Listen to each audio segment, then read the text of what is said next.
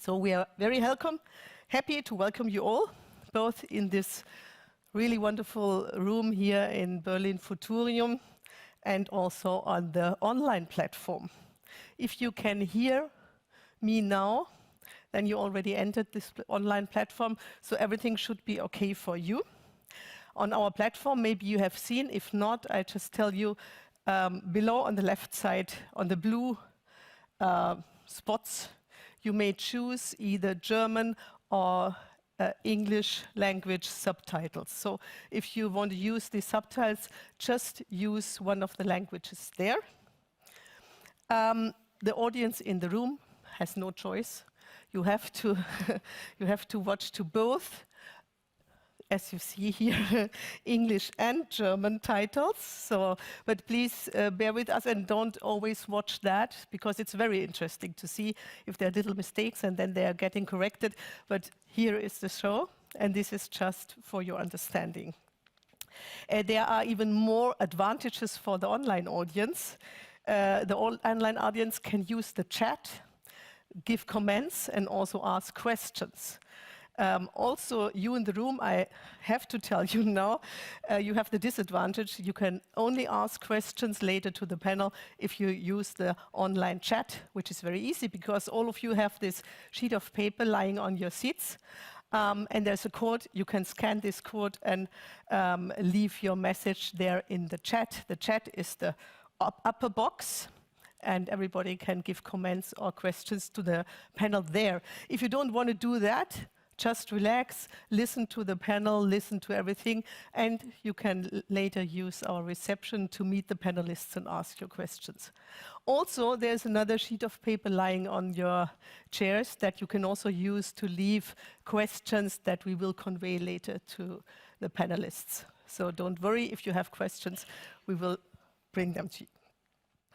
So finally, another technical thing, we prepared 2 word clouds, brainstorming word clouds for you. The first one that you may answer already now. So below the chat, it will be there, a box with the first word cloud.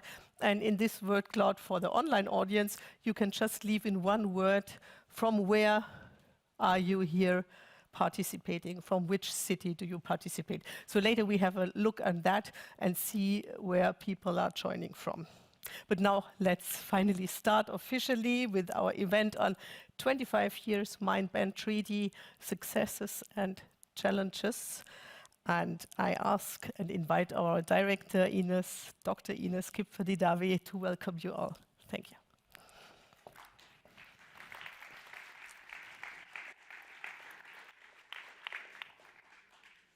Hello, does it work? Looks like. Excellencies and diplomats, dear Katja Keul, Minister of State of the Federal Foreign Office, ministerial representatives of so many countries around the world, members of the German Parliament, the Bundestag, dear panelists, Eileen Kohn, Ambassador Goebel, Margaret O'Redge, Firoz Alizada, and Perrine Benoit, dear colleagues from the Mine Action, Humanitarian and Disability Inclusion sector, dear guests. Welcome everyone to our event for a Mine-Free World, 25 years of the Mind-Band Treaty, successes, challenges, and innovations. I am delighted that so many of you have joined us today, both here in the beautiful Futurium and online. Let me start by thanking the Federal Foreign Office Department for Conventional Disarmament and the Permanent Mission of Germany to the United Nations Office in Geneva, in particular, Ms. Mattes, Ms. Grote, Mr. Schreiber, Mr. von Wittke, and Ambassador Goebel, for your excellent cooperation and support in preparing this event. It is 25 years since 40 governments signed the Convention on the Prohibition of the Use, Stockpiling, Production and Transfer of Anti-Personnel Mines in Ottawa, the so-called Ottawa Convention.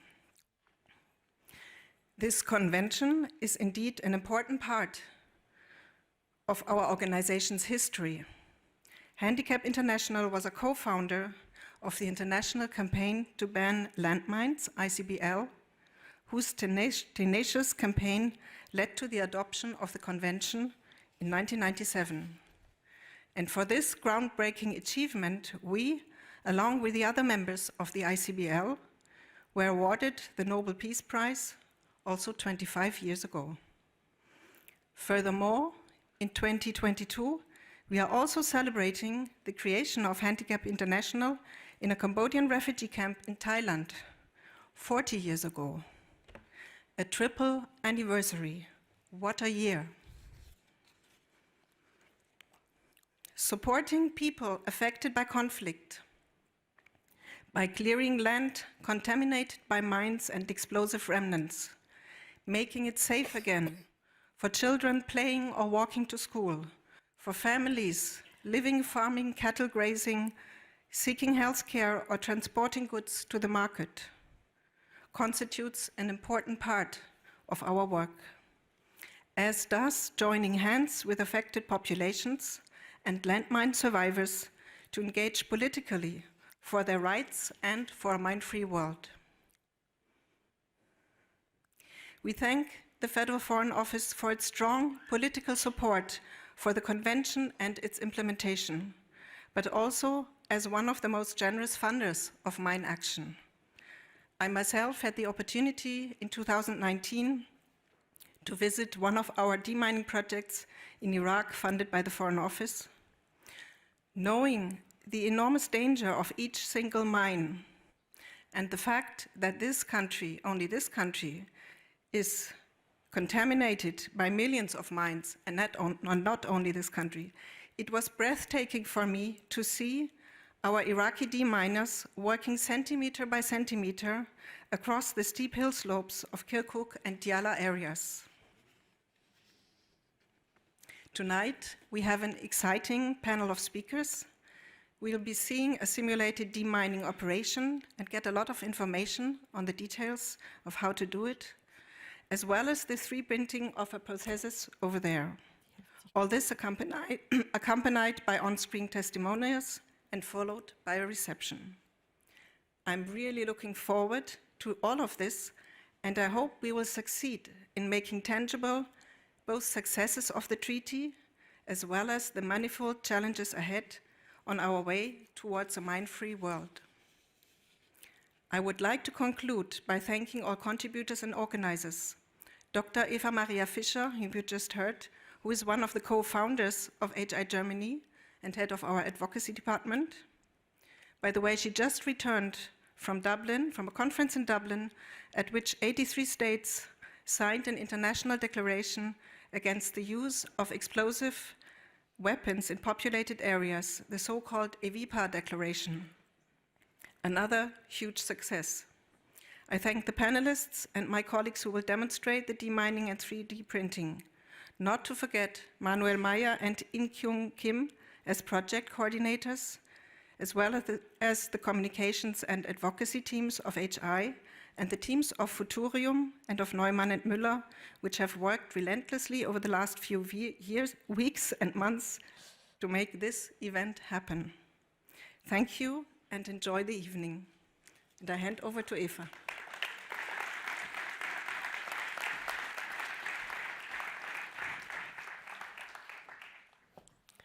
Thanks a lot.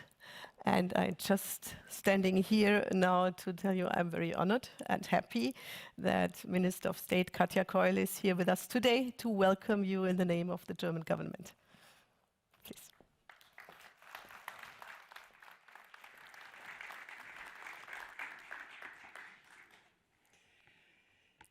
Yes, thank you, dear Ines Kipfer-Didavi, Ambassador Goebel, Excellencies, fellow members of Parliament, friends of the Ottawa Convention, ladies and gentlemen. Today is a special day for us. We are looking back over the 25 years since the signing of the Mine Ban Treaty. 25 years in which we have worked together for the comprehensive outlawing and banning of anti-personnel mines. 25 years of assisting victims of anti-personnel mines destroying stockpiled mines, and clearing contaminated land. When we look at how the Ottawa Convention came about, we find something very special and so far unseen. Civil society and international organizations together with a core group of 18 states, including Germany, joined forces and worked together on that specific aim, to ban landmines. This cooperation formed a cornerstone of arms control and has advanced international humanitarian law decisively. The international campaign to ban landmines was consequently awarded with the Nobel Peace Prize in 1997 for its commitment. And the example has set a precedent. Similar processes led to the Convention on Cluster Munitions in 2008. And just 2 weeks ago, 83 states adopted the Political Declaration on Strengthening the Protection of Civilians from the Humanitarian Consequences Arising from the Use of Explosive Weapons in Populated Areas, kurz EVIPA. Ladies and gentlemen, starting with only 18 states, the Ottawa Convention has today 164 state parties. We have collectively destroyed more than 55 million stockpiled landmines that can no longer kill, maim, or injure people in and after future conflicts. 30 out of 63 states parties with contaminated land have so far fulfilled their clearings obligations under the Convention. In 2021 alone, 132.5 square kilometers were cleared and 117,000 anti-personnel mines that had previously prevented the use of these areas were destroyed. This land was returned to local communities. This remarkable track record is just one indication of what we can achieve together. But our job is not done. There are still reports of people who get killed by landmines, as for example in Myanmar. And also unacceptable, the reported use of landmines in the current war in Ukraine. We should never forget, anti-personnel mines kill, maim, injure, and destroy livelihoods. More than 3/4 of mine victims are civilians, half of them children. There is no justification for the use of these murderous and insidious weapons.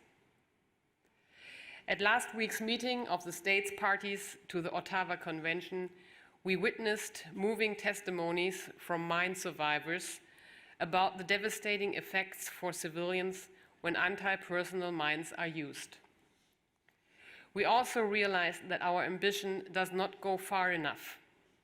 The meeting of state parties heard reports of new contaminations, the Convention's lack of financial stability, and in some instances, a slow pace of mine clearance and repeated extension requests.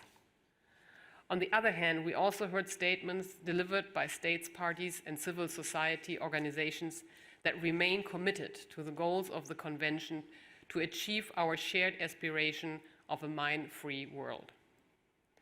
This shows that there is still a great community of dedicated people.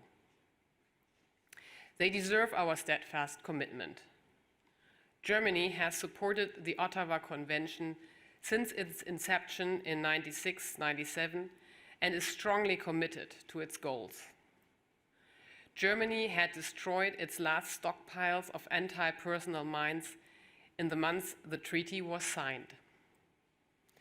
25 years ago, we had a differently constituted government, but all parties in the Bundestag were united in their support for the Convention. That is why Germany has always been at the forefront in the fight against anti-personnel mines, not least as one of the world's largest donors for humanitarian mine action after the US and the EU. And that is why the German government decided that Germany would seek the presidency of the Convention in its 25th anniversary year. Having been elected last week, we want to continue to help make this convention fit for the future. It is an indispensable instrument in our common fight against anti-personal mines and their devastating effects. Among other things, we have set out to focus on three things. First, during our presidency, we want to work for better coordination of the international universalization efforts so that all states worldwide join this important treaty. This is key on our way to a world free of anti-personal landmines.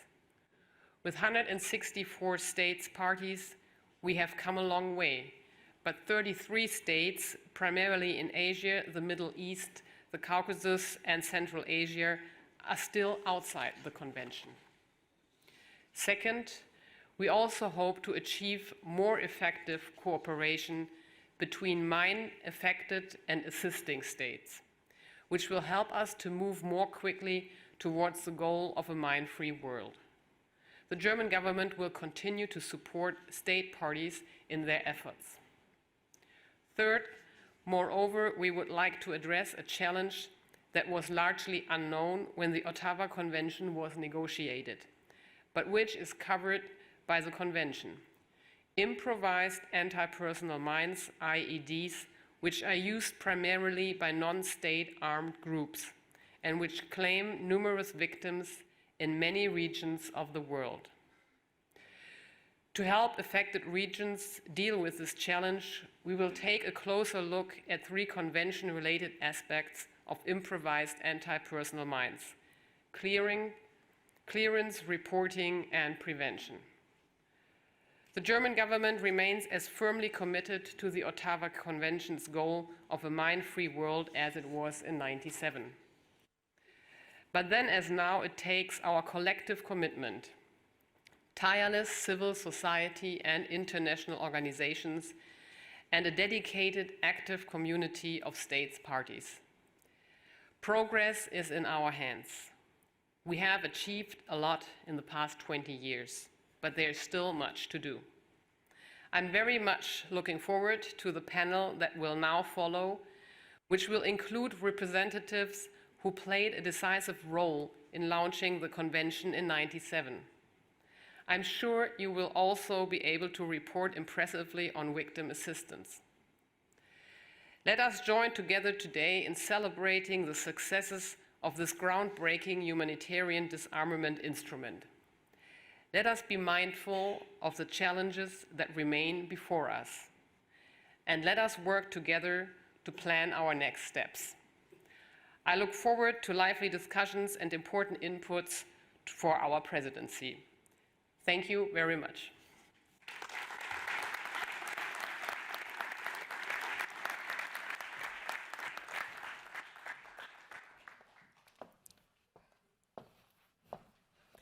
Thanks a lot, Minister of State Katja Keul.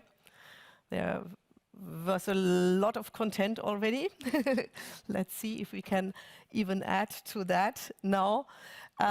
Before I will invite our wonderful panel to come up, let me just give you some more information about our program tonight. And a short reminder to our online audience, don't forget to fill the first word cloud. Just let us know from where you participate tonight, wherever you participate from. We invited a very mixed audience, and therefore we also prepared a very diverse program to highlight, on the one hand, the successes, on the other hand, the challenges that remain to reach our common goal, a mine-free world. After the panel, I can already tell you that on your right, you see here our artificial minefield that we will have. Our experts will there show how clearance works, and will also give a presentation on innovation in mine action, because innovation, that is also the reason why we choose this wonderful place, Futurium, because we want to talk a lot about innovation. Another point on innovation, you can see here our 3D printer. Nobody will present it during the panel, but you can visit it afterwards. And during the event, you can always have a look on it, because this 3D printer is now in the process of printing the socket of a prosthesis. So at the end of our event, it will be probably ready with that. And at the end of our event, you can have a look and also ask our experts on this 3D printing more details, whatever questions you have. Let me now maybe first have a look on the result of our first word cloud. If we can have a look on that. Yeah, Berlin. Nobody thought that Berlin is the first, and of course Munich, because we have a big office of Handicap International in Munich, so of course there are some people. But we also have places like London, Stockholm, Geneva, of course, Santiago de Chile, and Tel Aviv. So that means we're really widespread audience, but of course the biggest part of us sitting here in Berlin. I can already tell you now to the online audience that the second word cloud now will be open for you. In this second word cloud, we're just collecting your words, one word messages. What is the biggest success of the Main-Benn Treaty? But this is also one of the topics that we will discuss now. Discuss with our wonderful panelists, whom I ask now please to get up here, and please welcome with me our panelists, Margaret Arach-Orich, who came the long way to us from Uganda, and Ambassador Thomas Goebel and Firoz Alizada, who came both from Geneva, and my dear colleague Perrine Benoit, who came here from Lyon. Please.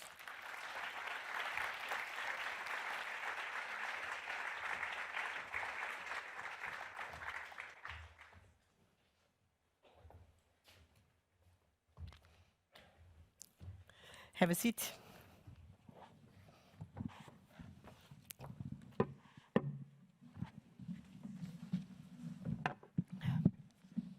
Thanks a lot for all of us that you came here to share your expertise today. There is another panelist. I don't know if we can already see her, which is Eileen Cohn, Director of United Nations Mine Action Service, who is joining us from New York. Maybe we could have a look at her if she's already there. She will join us later, I hope, for her statement. I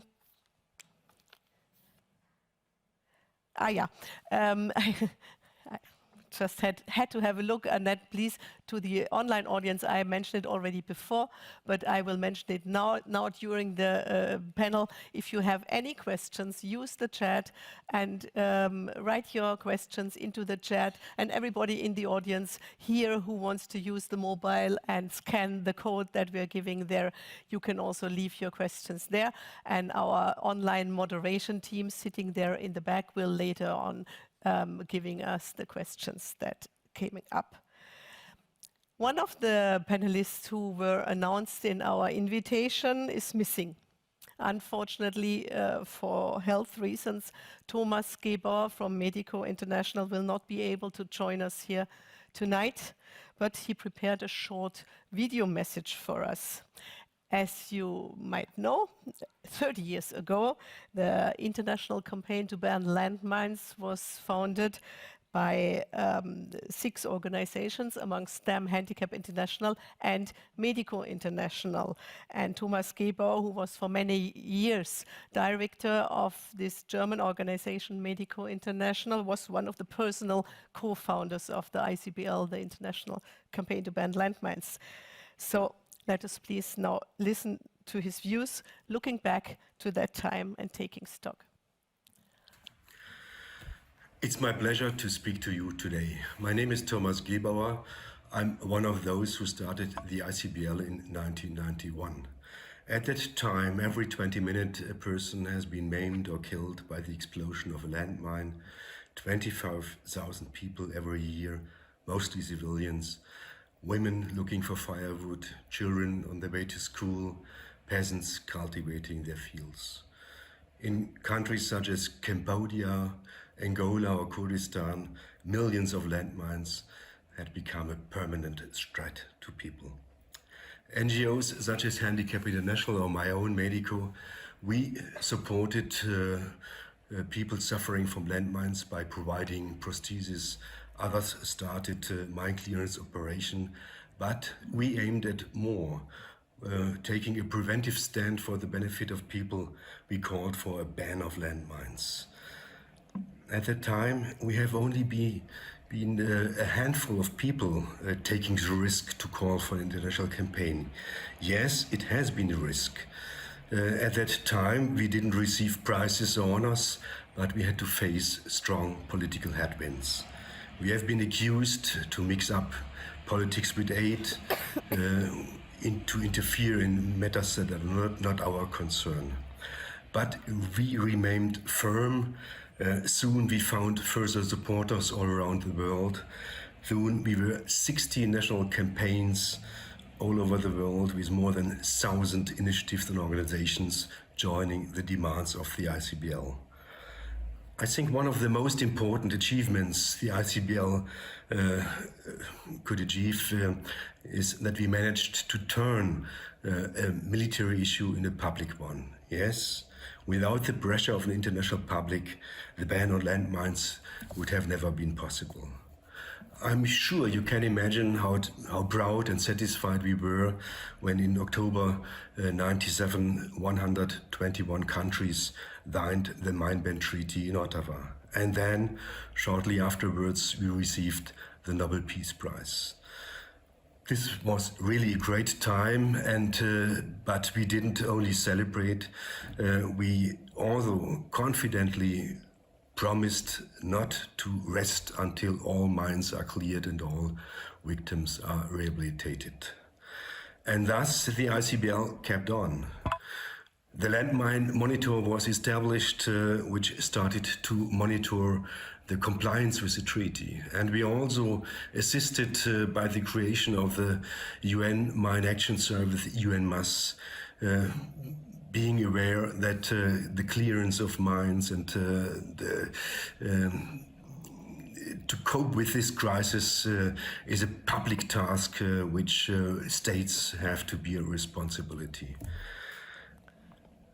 And we have always been aware that the violence of war will not be stopped only by banning a single weapon.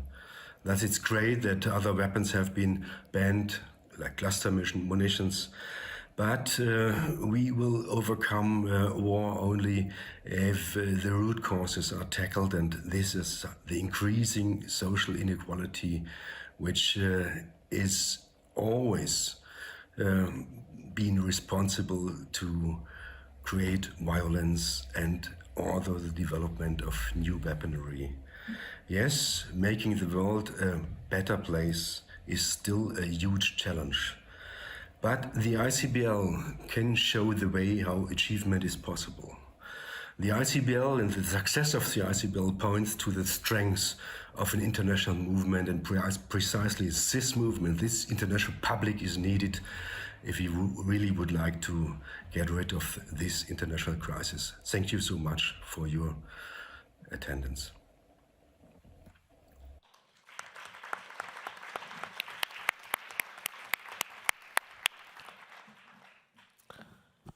Yes, thank you to Thomas Gebauer. And there are surely very important questions that he raised, even if I'm sure that we cannot answer them all tonight. Now I see here, Eileen Kohn, but you cannot see her. Okay, let's now first come to the ICBL that Thomas was talking about at the end. And the importance that he rightly emphasized in his message. The Ottawa process to ban landmines made ICBL a pioneer campaign and an example for other campaigns to come and civil societies initiatives to follow. And Margaret, I'm so happy that you are here with us tonight as the ambassador of the international campaign to ban landmines.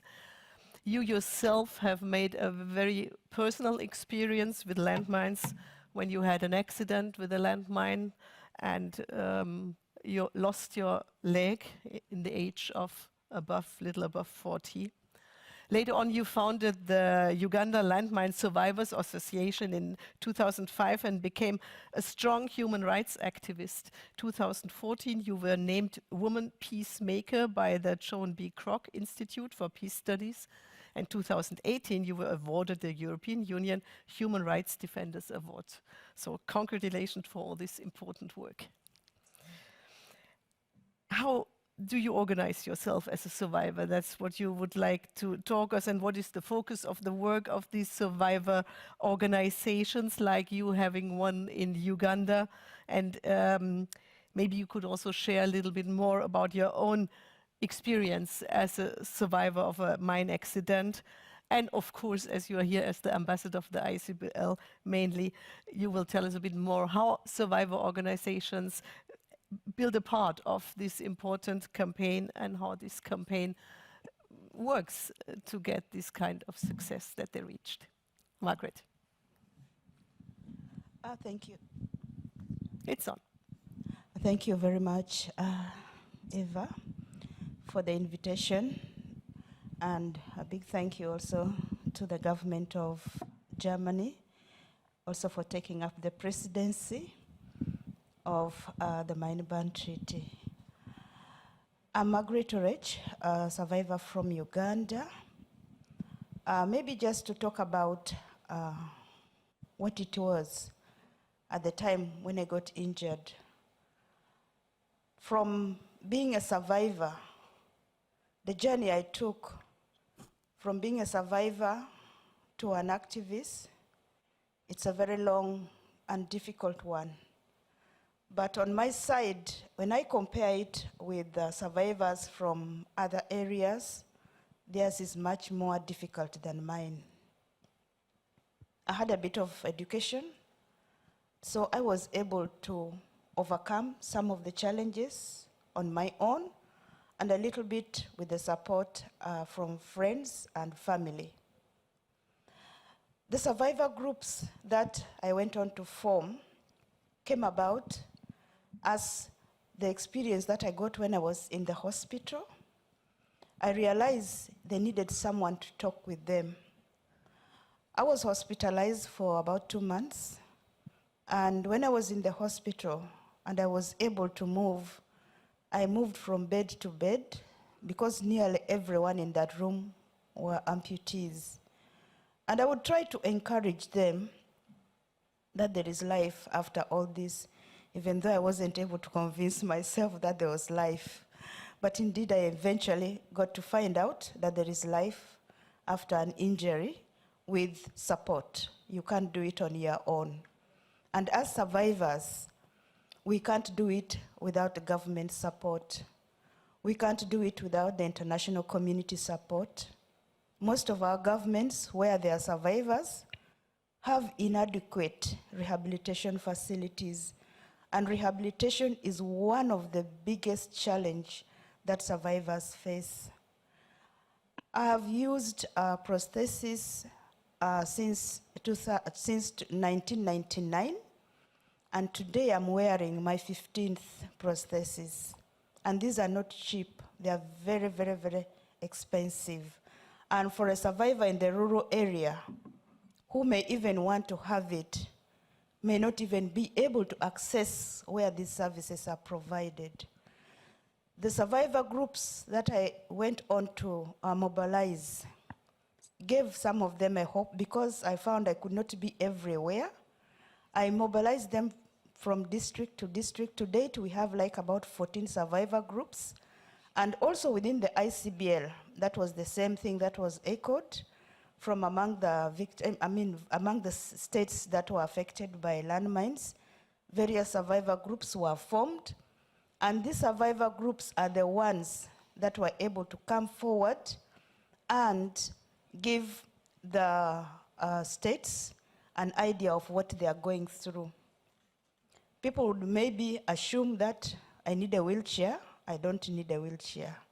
So it's the survivors' voices that has made a big difference in the life of the campaign. And I was able to do this when I got involved with the international campaign to ban landmines, which is a global campaign of within over 100 countries.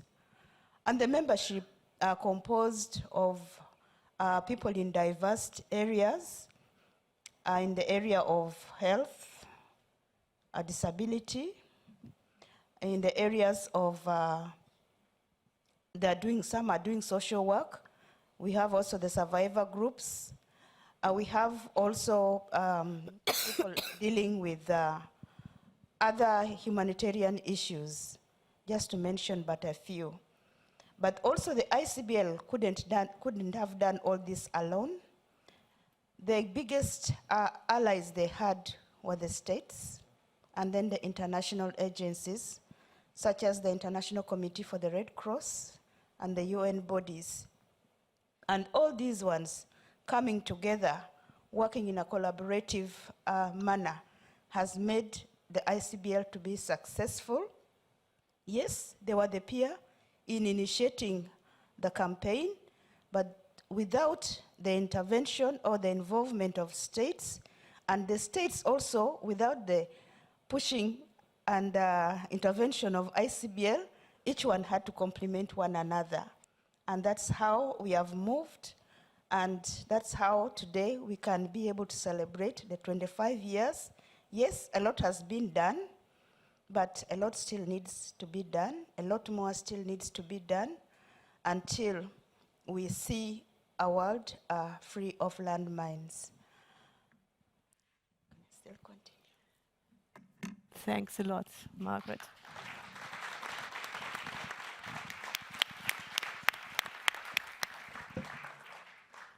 Thanks a lot for sharing your experience and telling us a little bit how this wonderful campaign has been working and is working up to today. It's really, I myself am the German representative of the ICBL, and we all together have a big male group, and whenever somebody is having a good event or having important meetings with governments in his or her country, they share that, they share pictures, and everybody applauds virtually. So I think like that we are always together and stay together in our common fight. Ambassador Goebel, let me first of all congratulate you, as you have just been elected as president to the Mine Ban Treaty for the next year's period. Of course, you bring a lot of experience with you, as you've been active in the field of disarmament and arms control now for already more than 20 years in very different assignments. Since end of last year, you have been now the German permanent representative to the Conference on Disarmament in Geneva. Looking again on the success of the Mine Ban Treaty first, we saw, and I think it was mentioned before, in the 90s, we were talking about every 20 minutes, one mine victim. This number has decreased. Big areas were cleared. Whole countries formerly known as heavily mined, such as also yours, Margaret, Uganda, declared themselves mine-free. So these successes is the first point to start. But then, of course, you could tell us a bit more about the role of the states. Germany was maybe not one of the pioneers, at least I think there were quite some negotiations still in the 90s, but since the Ottawa Treaty is there, Germany was really one of the really very active states, and also, as was mentioned before, one of the biggest donors of mine action. So please, Ambassador Goebel, if you share your experience of the role of the states, and of course, give us some insight in what are you planning and what do you think your challenges will be for the coming year. Yes, thank you very much, Ms. Fischer, and thank you also to Handicap International for organizing this wonderful event this evening, and especially in this marvelous setting here in the Futurium. So perhaps first of all, let me say that I'm really glad and honored to be on this panel tonight amongst this very experienced and knowledgeable experts which have been working for so long for the convention from different perspectives, but certainly with the same relentless engagement for a world free of personal landmines. Yes, tonight we can celebrate, and I think I won't repeat. We've just heard also by State Minister Coyle that there is a lot of achievements we can celebrate. It's 25 years of work towards a world free of anti-personal mines. But I think we can do more, and we can do better. And that's something which it's not my words, it's the words of the Special Envoy, Prince Mirat of Jordania, who said this at the meeting of states parties last week, when we were taking over the presidency of the Ottawa Convention. And we will have the honor to steer this process for the upcoming year. To the meeting of states parties end of November 23. So in a certain way, this evening is also an opportunity for us to listen to the experts, but also to the participants in the room, to share your ideas and suggestions with regard to the work which lies ahead of us.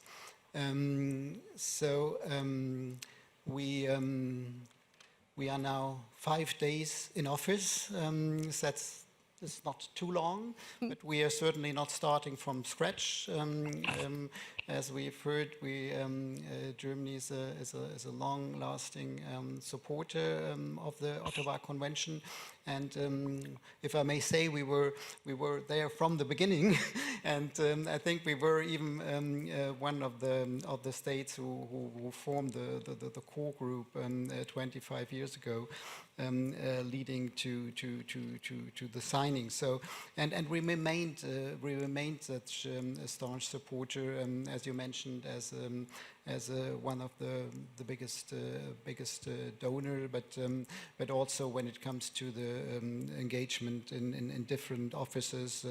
We held the office as a member of the Committee of Assistance and Cooperation until last year, and so there is a certain preparation when it comes to the presidency, and so I think we stand ready to take the challenge put forward to us by Prince Mirat, but it's clear that we can't do more and do better alone. We need the whole mine ban community and the assistance and the support of all the state parties, the NGOs, and this is perhaps one of the most encouraging experiences I made last week at the meeting of states parties, that there's really a strong commitment by all the state parties and by all stakeholders of the process to make this a success, and we stand certainly ready to do our part in this. When we come to the priorities of our presidency, was also already mentioned by State Minister Coyle, perhaps just a few words. One of the certainly most urgent and pressing issues is the issue of improvised explosive devices.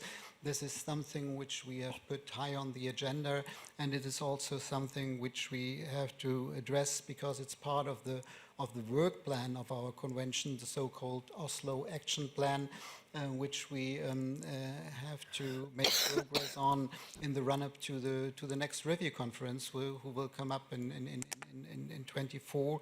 So we are very much looking forward to work on this together with state parties in the whole mine ban community. The second issue is equally important, and that is to improve the cooperation between mine-affected states and donor states, because this is a prerequisite for making further progress in mine clearance. So we, for the moment so far, we have only 30 countries out of 63 who have really fulfilled their clearance obligations. There are scope for improvement. There are many reasons for it, and we discussed this also at the meeting last week. Not only financial ones, and this makes it necessary to find really individual answers and tailor-made concepts for this. So I know time is limited, but with your permission, I would just say a few words on the third issue, which is universalization, especially because we already started to work on this together with the Colombian presidency, which is our predecessor. This is a process where we hope to arrive to a more structured and coordinated approach, because in a certain way, universalization is something which is a standing task of each presidency, but a presidency is a presidency for just 1 year, and it takes much longer to engage with state parties, and also there the reasons are very different from state to state. And there are the obstacles to accession as well. And so we are preparing for a working group of friends where we try to engage with these states in order to bring the number up. And why this is necessary, we heard we have 164 states parties. This is a very encouraging number, but this means that 33 are still missing. And another number is even more worrisome, because we had no new accession to the treaty since 2017, and only 6 in the last 10 years. So this means the dynamics of this convention unfortunately has lost a little bit of traction. This is perhaps not surprising, because this is perhaps even normal, but on the other hand, I think we have to do our utmost to reinvigorate this process and to bring up these numbers, because the moral authority of the treaty will grow with more states parties joining it and ratifying it, and thus the pressure also on those states who are not yet ready to join the convention will grow. Perhaps I'll leave with that, and I just can say, I think, as we said, we have a lot to celebrate this evening, but we have a lot of work before us, and I can promise you that the German presidency will do its utmost to make progress in all these fields. But as I said, we cannot do this alone. We need all the stakeholders in the process, and I was very impressed by what just you explained to us when the process started, how it was a joint endeavor of all the different stakeholders, state parties, NGOs, international organizations, and I think this is what we have to do in order to make the next 25 years an even bigger success with the end of a mine-free world. Thank you very much.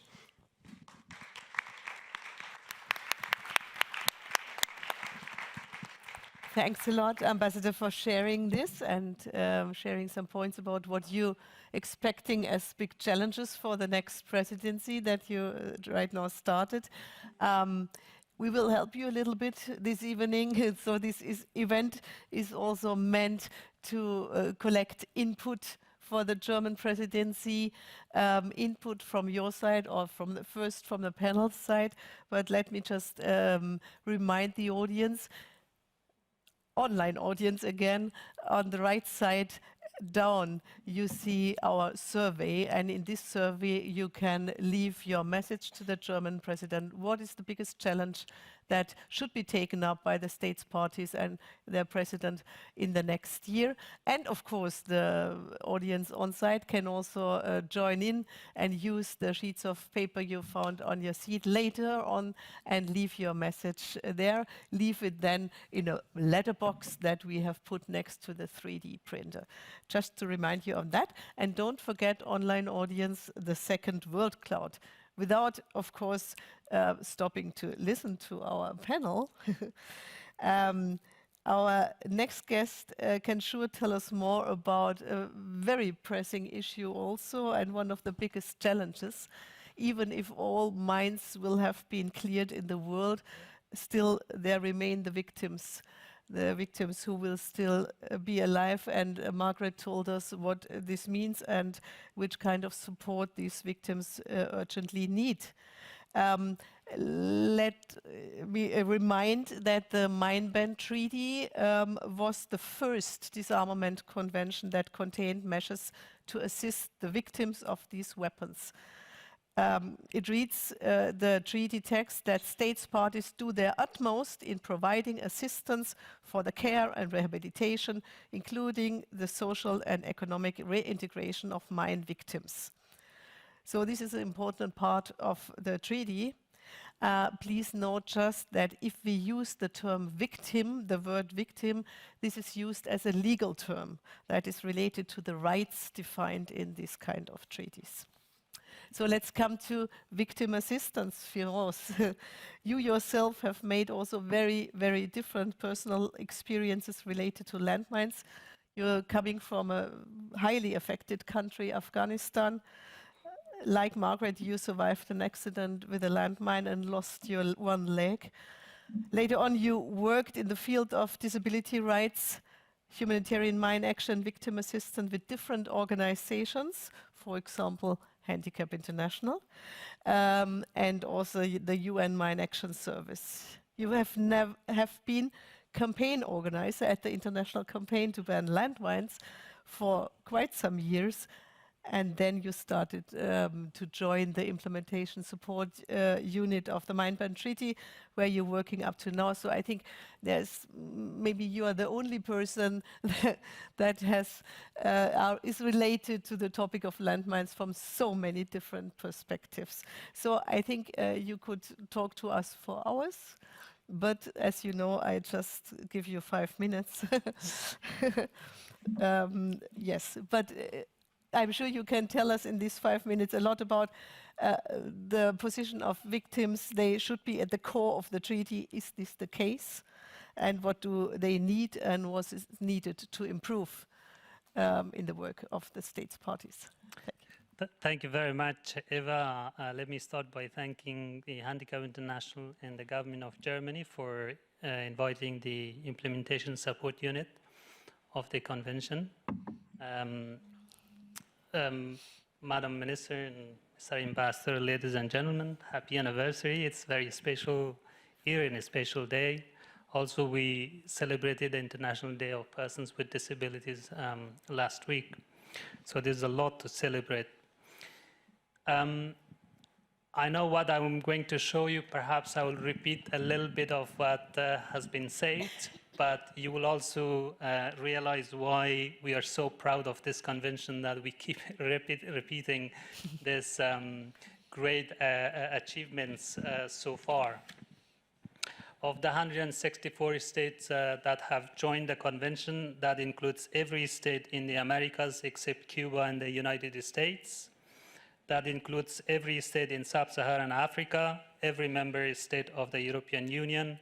Most of those states were used to use landmines, stockpile, or transfer, and a great number of those estates were affected by landmines. This was already mentioned thanks to the convention that people in this 30 states that used to be contaminated by landmines, people will not be in the danger of landmines anymore because they have completed mine clearance. Over 53 million stockpiled mines were destroyed. If you include other mines that were destroyed, that would definitely increase the number. But can you imagine for a second, if every casualty, every mine cost 2 casualties, that would be over 100 lives and limbs. So thanks to this convention that those lives and limbs will not be lost due to the explosion of anti-personnel mines. So as you said, Eva, that one of the core objective of the convention is to end the casualty and suffering caused by anti-personnel mines, but also to uphold the rights of those who have been victimized as a result of mines. That includes the survivors like myself and Margaret, but also the affected families and affected communities. So if you count that, we'll not go into details in terms of definition of victim assistance, but the number is much larger than what you would practically see. Victim assistance, as you said, the convention was the first disarmament convention to recognize the right of the victim of the weapon in question, which is landmines.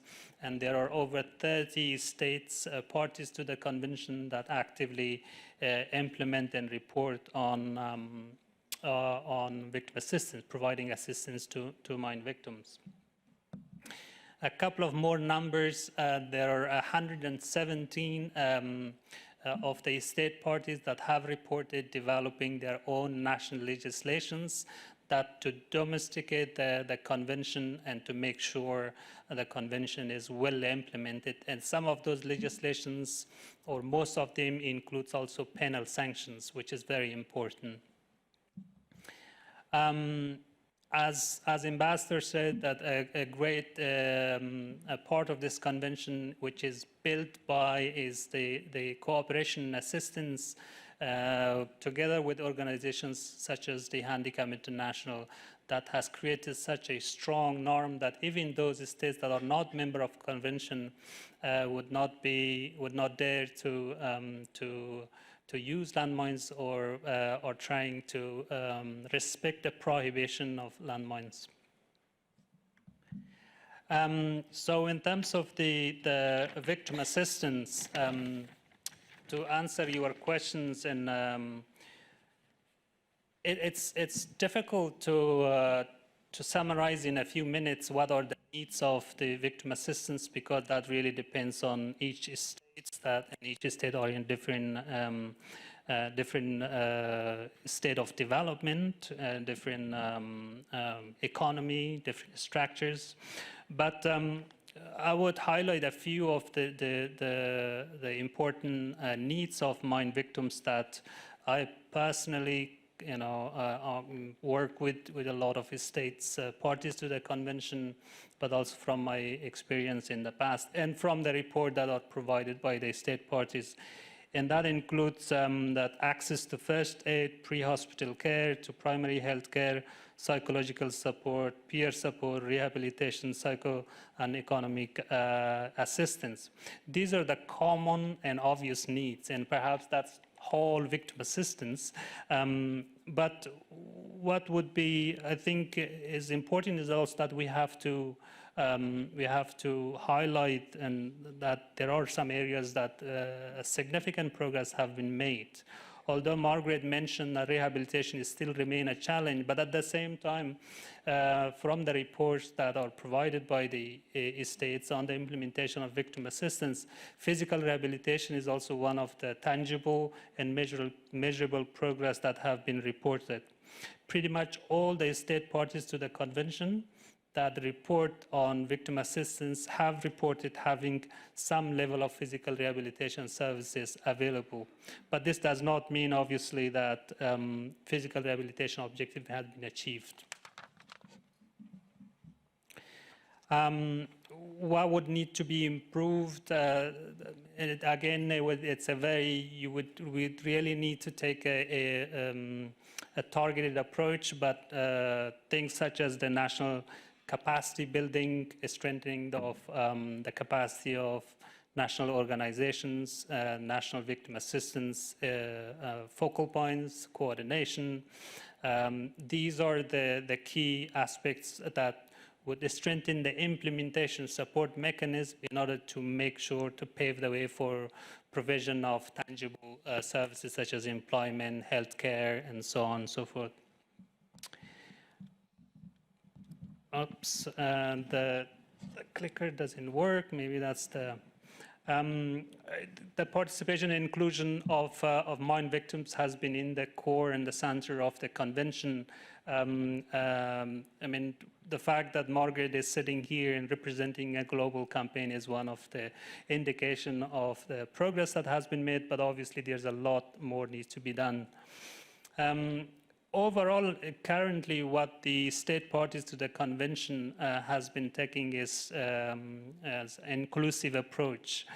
We do need to make sure that we have to take a holistic and integrated approach. Perhaps these are the jargons, but you know what I mean.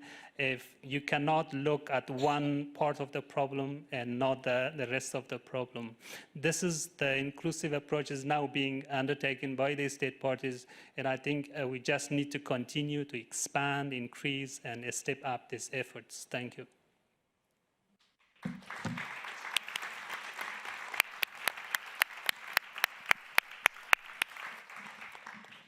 Thanks a lot, Firoz, for giving us again a lot of food for thought.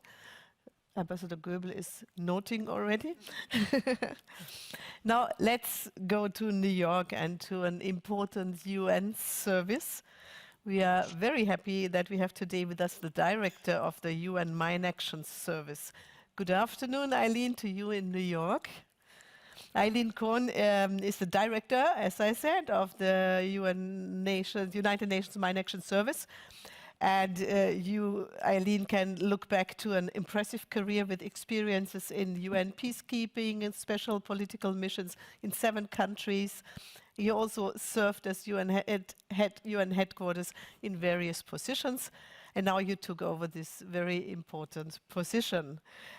Could you please share with us some insight in the role? What is the role of this UNMAS and in the field of mine action in general? And as we have a very special focus in our event here, which is innovation, it would be also great if you could share some thoughts what innovation could mean for mine action. Eileen. Thank you very much, Dr. Fischer, and congratulations to Ambassador Goebel on the presidency of the Ottawa Convention. And thank you, of course, generally to the government of Germany for the long-standing and deep commitment to mine action and to UN mine action more specifically. And good evening to all the Excellencies, colleagues, and friends listening. So as you said, Dr. Fischer, I'd like to start just by introducing what we do at the UN Mine Action Service. You may know that we are mandated by the General Assembly of the United Nations to principally do 2 main things: coordinate UN mine action and deliver UN mine action field programs. So under our coordination hat, what we do as UNMAS is bring together the 14 different UN entities that are all involved in various ways in the different pillars of mine action. So as a group, a coordinated group, we engage in the work of the disarmament treaty bodies. We develop and deliver outreach strategies, advocacy strategies. We try to coordinate input into humanitarian action plans and response plans. And we develop the policies that underpin the work that we do in the field. Principally, it's UNDP, UNICEF, and UNMAS that are delivering programs directly in the field. But as I say, there are 14 different UN entities involved in mine action. So turning to the 21 programs in the field that are delivered directly by UNMAS, these are programs that advance Security Council mandates, peace and security mandates, meaning they advance the mandates of special political missions and peacekeeping operations. We also have programs that are focused completely on humanitarian response and enabling development projects. We also have programs that support states, and in particular, sometimes their security services, to address the threats that they face, often in ongoing conflict settings. So, for example, in Ethiopia's Tigray region, we're conducting explosive risk assessments along roads that humanitarian workers need to use in order to reach people in need. In Iraq, we've spent many, many months clearing booby traps and improvised devices from hospital complexes, infrastructure that people need to use, markets, and a vast swath of land that's been earmarked by the government to build a new Ramadi. The work is very dangerous, very painstaking, but has allowed quite a significant number of displaced persons to return to areas that were formerly occupied by ISIL. In Mali and in the Democratic Republic of the Congo, so these are two peacekeeping settings, we provide training to peacekeepers to enable them to deploy safely in the face of often improvised explosive devices and other explosive threats, so that they can advance the mandates that are focused on protecting civilians and facilitating the extension of state authority. So this is principally what we do, and I was asked to say something about how Mine Action relates to humanitarian work in general. Of course, this audience knows very well, and all the speakers have already mentioned how Mine Action saves lives and limbs. Of course, it's the clearance work, the risk education, the survey, all contributing to this very fundamental humanitarian objectives. Mine Action, of course, is also an enabler of other humanitarian responses. So as I've mentioned, clearing routes for humanitarian access, enabling access to infrastructure and services that people need, enabling displaced persons to return to their places of origin and resume their livelihoods and economic activities. But of course, as speakers have already mentioned, certainly is tragic when our efforts to prevent explosive ordnance incidents fail and the incidents take lives and limbs. And there are, as you said, Dr. Fisher, in the legal terminology of the convention, victims, and victim assistance then being one of the obligations that states and the sector has to address. And so UNMAS does try to contribute to, through specific projects, and also, and more fundamentally, through advocacy, to ensuring that the rights of persons disabled through explosive ordnance incidents are addressed. And also, we're placing an emphasis now on trying to ensure that the voices of persons with disability are heard in peace building and peacemaking processes. And of course, within the larger cohort of persons with disabilities and the way in which that group of persons contributes to these processes, we would like those who've suffered an injury due to explosive ordnance to be particularly heard. What are some of the most important challenges for Mine Action? I was asked to say something about that, but the speakers have really already addressed, and I have to just simply second what Ambassador Goebel has said. For us here, we feel very strongly about investing in efforts to address the threat of improvised explosive devices being used by non-state actors. It's increasing in many countries and regions. We see the effects of remote-controlled, vehicle, person-borne, victim-activated IEDs killing and maiming civilians, targeting and killing peacekeepers, inhibiting travel, obviously hindering economic activity. And since the bulk of our programs are in peacekeeping settings, we see very, very clearly what the impact of this is on troop contributing countries. And when they cannot deploy safely, it has an effect, a knock-on effect on humanitarian deployment, civilian deployment, and of course, goes without saying, the protection of civilians in the host country.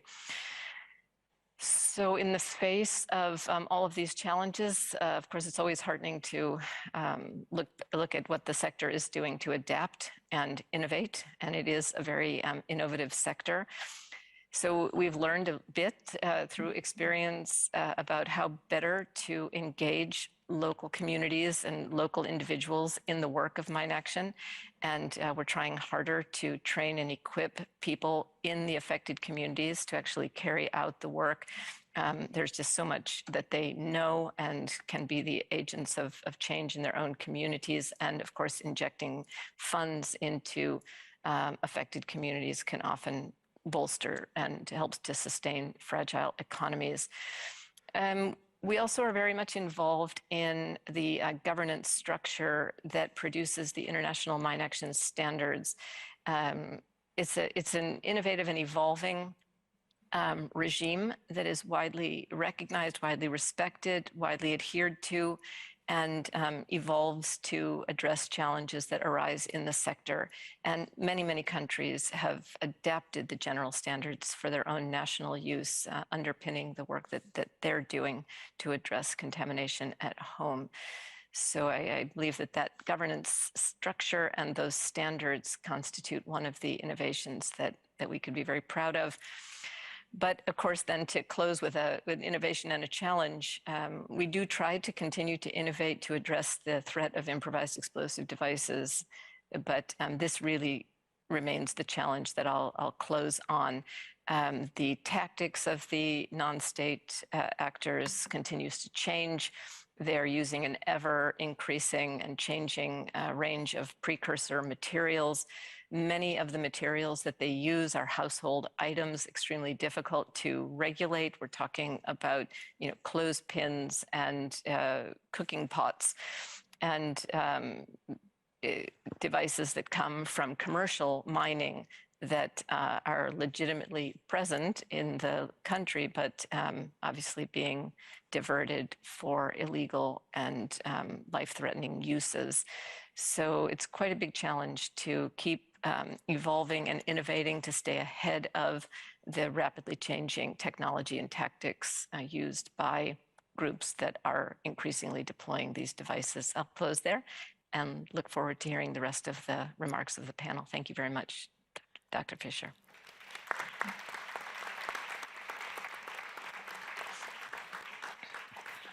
Thank you very much, Eileen Kohn. I think the challenge of improvised explosive devices that you also mentioned will appear later again in the presentations. But I think it was also very important just to remind us again that mine action is much more than clearance and putting this important task into a broader humanitarian context, because I think there are also some humanitarian experts from other fields tonight here with us. Now that we've heard about mine action from the perspective of the UN Mine Action Service, we will come last but not least to the perspective of the operator. Humanity and Inclusion, also called Handicap International, is one of these operators, and my dear colleague Perrine Benoit is herself looking back on a broad experience in humanitarian work and research, and is now the technical director of HI's Armed Violence Reduction Team. Perrine, please tell us from your very practical experience what needs to be done to come closer to our overall aim of a mine-free world, or is that the overall aim? Handicap International is also following and strongly suggesting a comprehensive approach of mine action, and maybe you could tell us a bit more about what that means. Perrine. Thank you, Eva. Thank you, Excellencies, colleagues, partners, and thank you all of you joining us today. As Eva was saying, I've been working in the humanitarian world for 17 years, but came to mine action quite abruptly 10 years ago when I was working in Brazzaville, in Congo. and the national ammunition storage exploded. And in a split second, it killed over 200 people, injured over 2,000, myself included, and destroyed more than 14,000 houses. And what I saw that day, I was convinced would be the worst I would ever see. But it turns out that 4 years later, I was deployed to Yemen, and then 3 years later to Syria and Iraq.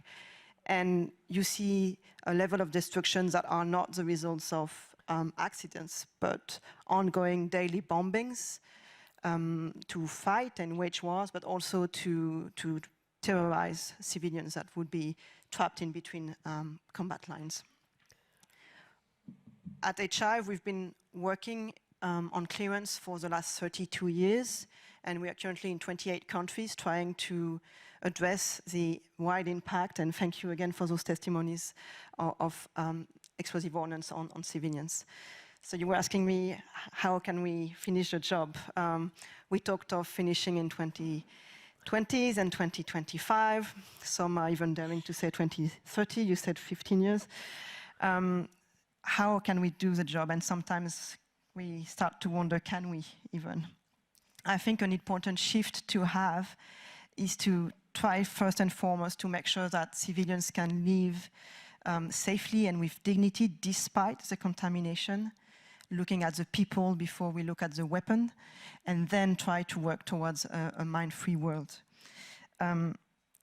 It's not an easy task because it means shifting from inanimate quantitative targets to, again, really thinking of the population we are trying to help.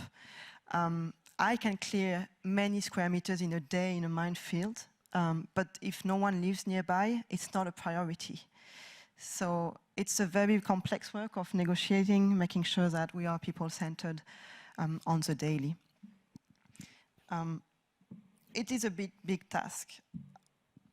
I would like to give 2 examples of that challenge. The first is the complexity of the contamination. Eileen and Ambassador Goebel, you talked of the IEDs, obviously. We have to always run to make up and keep the pace with people inventing weapons. We've seen in Ukraine the use of smart mines that are able to detect a human about 15 meters away and literally attack them. And it's very complex for us to understand how we can work with those new weapons that are invented on the daily. Countries are faced now with very, very dense contamination and very rapid contamination, and we need to figure out and help them figuring out what is that contamination and where it is. So later on, Xavier, our innovation project manager, will explain how HI is using drones to support the entire humanitarian mine action communities in updating as fast as we can that mapping to have that humanitarian prioritization in our work in mine action. A second issue I wanted to highlight and is the legacy of the contamination. We hear daily in the news the impact of explosive ordnance. Everyone in this room is sensitized to that, or you would not be here today. What is often overshadowed, however, is the length and the duration it will take to clear that contamination. For Ukraine, we're already talking 50 to 60 years of work to clear Ukraine. And people have to keep living in that contamination for decades on.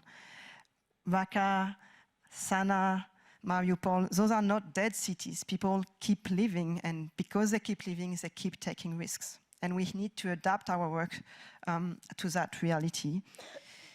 A number that really strikes me, in South Asia, 97% of the people victims of an explosive ordnance knew there was a risk. But because they lacked any alternatives, they took it anyway with terrifying consequences. 97%. We are seeing every day people, by lack of alternative, taking high risk. In Lebanon right now, due to the economic crisis, people are resulting in plowing unsafe land because that's their last alternative right now. And we have to adapt to that reality. So how can we do better, you were asking me, Eva? It's a very, very collective answer that we need to have. What we try to do as HI is have a very comprehensive approach to humanitarian mine action and more broadly armed violence reduction. What does it mean? It means addressing obviously the instruments of armed violence, explosive ordnance, small arms like weapons, but also their immediate effects through risk education, through victim assistance, their long-term impact in training and supporting national capacities. And we're also addressing at HI the root causes through a conflict transformation component, trying to break the vicious circle of violence. To me, that means two very guiding principles on the daily for all of our 600 staff working in armed violence reduction on the field. A is that demining is not an end in itself. It's a means to an end, and it has to be shown in how we demine and of the methodologies we adapt and adopt. It is also understanding that there will be no armed violence reduction if there's no development, and there will be no development if there's still ongoing armed violence. Thank you very much.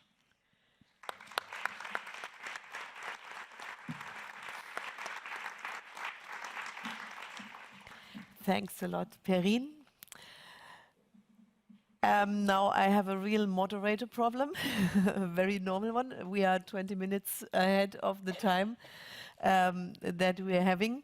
And as we know, clearance, we cannot be quicker because it's very dangerous. So we should take our time that we have for the clearance demonstration later. So looking at the panel, I think first looking at our online moderation team, it would be great if you could just give us 2 or at the highest 3 questions to be answered quite quickly. And I think the last round of the panel, we will just take up the challenge that the online audience has and just give 1 word.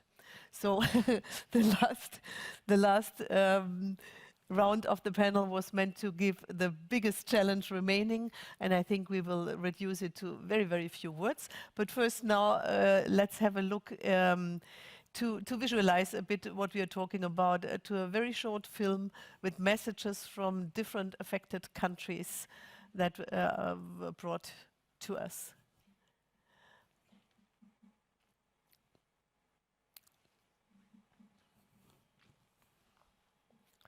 La intervención que hemos hecho aquí en la ONU precisa más la cooperación internacional, el apoyo al desminado y la atención del fortalecimiento organizacionales de la sociedad civil a fin de alcanzar los buenos propósitos que las comunidades manifiestan y poder incidir en la política pública con el Estado. Well, demining in Colombia is very important because most of the affected areas by anti-personnel mines and other unexploded ordnance are in rural communities, and they are the most vulnerable people in Colombia. So they need to use the land for agriculture, for cattle, and that means they are always exposed to the risk of having an accident. He decidido ser deminadora para ver a Colombia mucho mejor y que sea libre de minas y artefactos explosivos.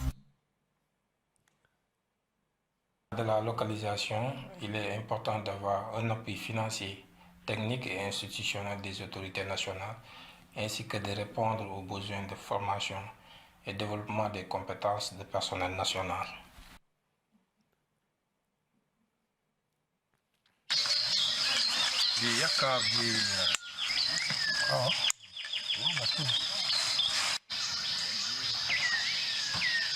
Aura complètement terminé à nettoyer son box.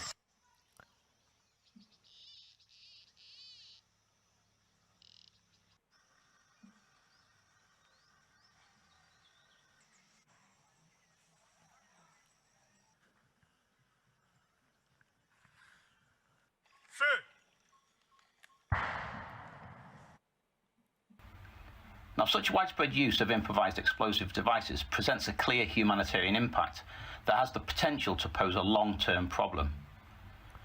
Improvised explosive devices continue to wreak havoc worldwide, killing and maiming thousands and spreading fear and disruption to many affected communities.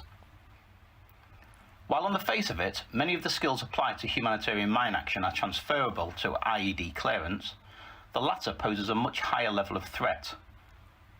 The very term improvised indicates that devices may vary in design, contain anti-handing measures, and be poorly constructed, hence unstable.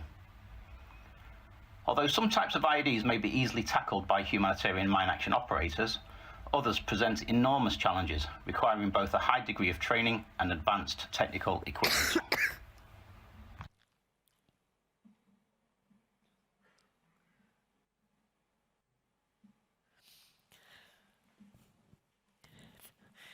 So, thank you for these messages from the field.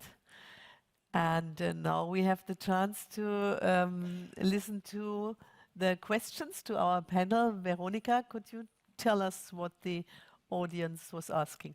Yes, so the first question would be for Margaret. So I'm going to read it now. Only 30 out of 60 states contaminated by landmines do victim assistance. So the question is, what are the obstacles for the other states that do not give victim assistance, and how can we increase this number? Thank you. The idea of victim assistance, or the issue behind victim assistance, I could sadly tie it back to the convention, because it has a provision that lets states out of the obligation indirectly by the way it has been worded, states parties in a position to do so. So many states are saying we are not in a position to do so. And most of them cite funding or inadequate resources, or they don't have any other support from international countries. And that is one of the reasons why victim assistance lacks a lot of support. I can give an example about my country, Uganda. The last time it ever received victim assistance support was in 2012, and that was from Handicap International. So since 2012, there's been no victim assistance directly by the government. What the people with disability or what the survivors get is what is on the ground, but which is still not adequate. And as I mentioned, accessing some of these services are not possible or not easy unless there's again another project just to facilitate survivors to reach these services, as most of them are very, very far in the rural areas. So for victim assistance really to be fully implemented, it is up to the particular state to fulfill their obligation, because when they signed the convention, they committed themselves that they would be fully fulfilling all the obligations, not some. So that is also an area where we as ICBL come in. I remember during the meetings we used to lobby states. We have like a background information on who is doing what and who is not doing what. And many times we interact with the delegates from those respective countries, and we say, okay, you are not doing very well in this area. What is the reason? And the easiest they would give is no resources. So that is still the challenge. For the ones that are doing very well, it's the political will. So that's an area where we really need to do more so that victim assistance can really improve. And with the current global crisis and the natural disasters which occur unexpectedly, it pushes the issues of improving victim assistance even further back. Firoz, maybe you want to add something? Yeah, thank you. I think I'm not sure where the data come from with only 30 states out of 60 do victim assistance. But I think we have to also look at victim assistance as not a separate domain. It's just part of disability, it's part of human rights, it's part of development, part of healthcare. If you look at that way, then perhaps it's not reported. Certainly what has been done is not enough in a lot of the cases, but mine victims and mine survivors do benefit from the services provided to people with disabilities, for example.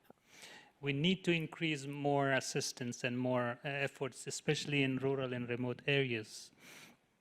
It's well known that in victim assistance, what we call it a twin-track approach is there are certain specific services that you have to provide in the name of victim assistance or in the name of disabilities. But in the other part of the twin-track approach is much broader. You need to make sure the healthcare, development, poverty reduction, system of transportation, education are accessible. They provide equal opportunities to welcome everyone. I think if you look at that way, that perhaps we would have to reformulate this question. So I would look at, and I think what also Margaret said is it's important that implementation of victim assistance is beyond the capacity of one sector, namely the mine action sector. Because of its complexities, it provides both opportunities and challenges. Opportunities because pretty much every sector in a national system has a role and responsibility to play for victim assistance. The challenge, because in some cases, those domains, those areas, those institutions that would need to play a role, even perhaps is not aware or not convinced or doesn't have the capacity and resources to do so. So we have a long way to go, but I think with the Convention on the Rights of Persons with Disabilities, with other global initiatives by the WHO and others, I think there are good progress, and we have to, I'm more optimistic, but definitely we'll have to keep up the efforts. Thank you. Thanks for the optimistic note. Do we have another question? One more? Yes, we do.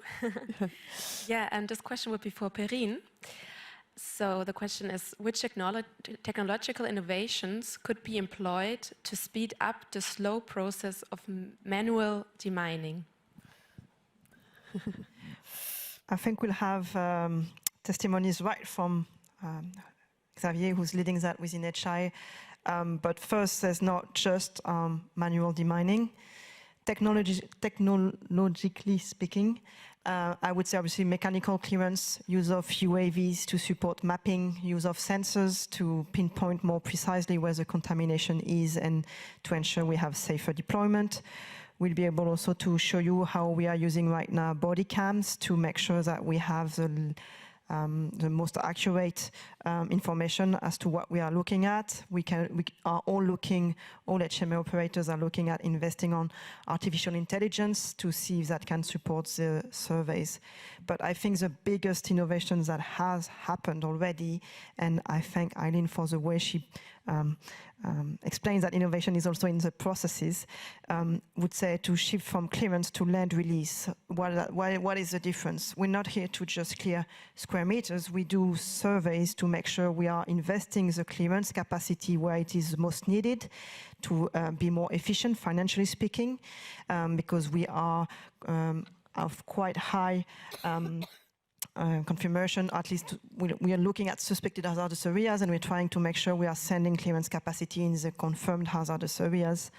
And that is based on a huge community work where we are trying to understand the conflict, understand the contamination, understand the profiles of victims, who they were, what they were doing, what that happened, and to prioritize accordingly. That accelerated drastically the clearance work. That has made it less costly. That has made it more people-centered.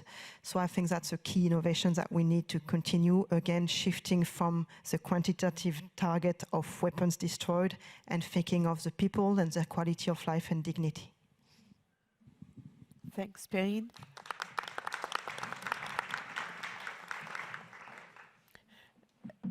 Is there one more, or did you reduce it to the two, which is also fine?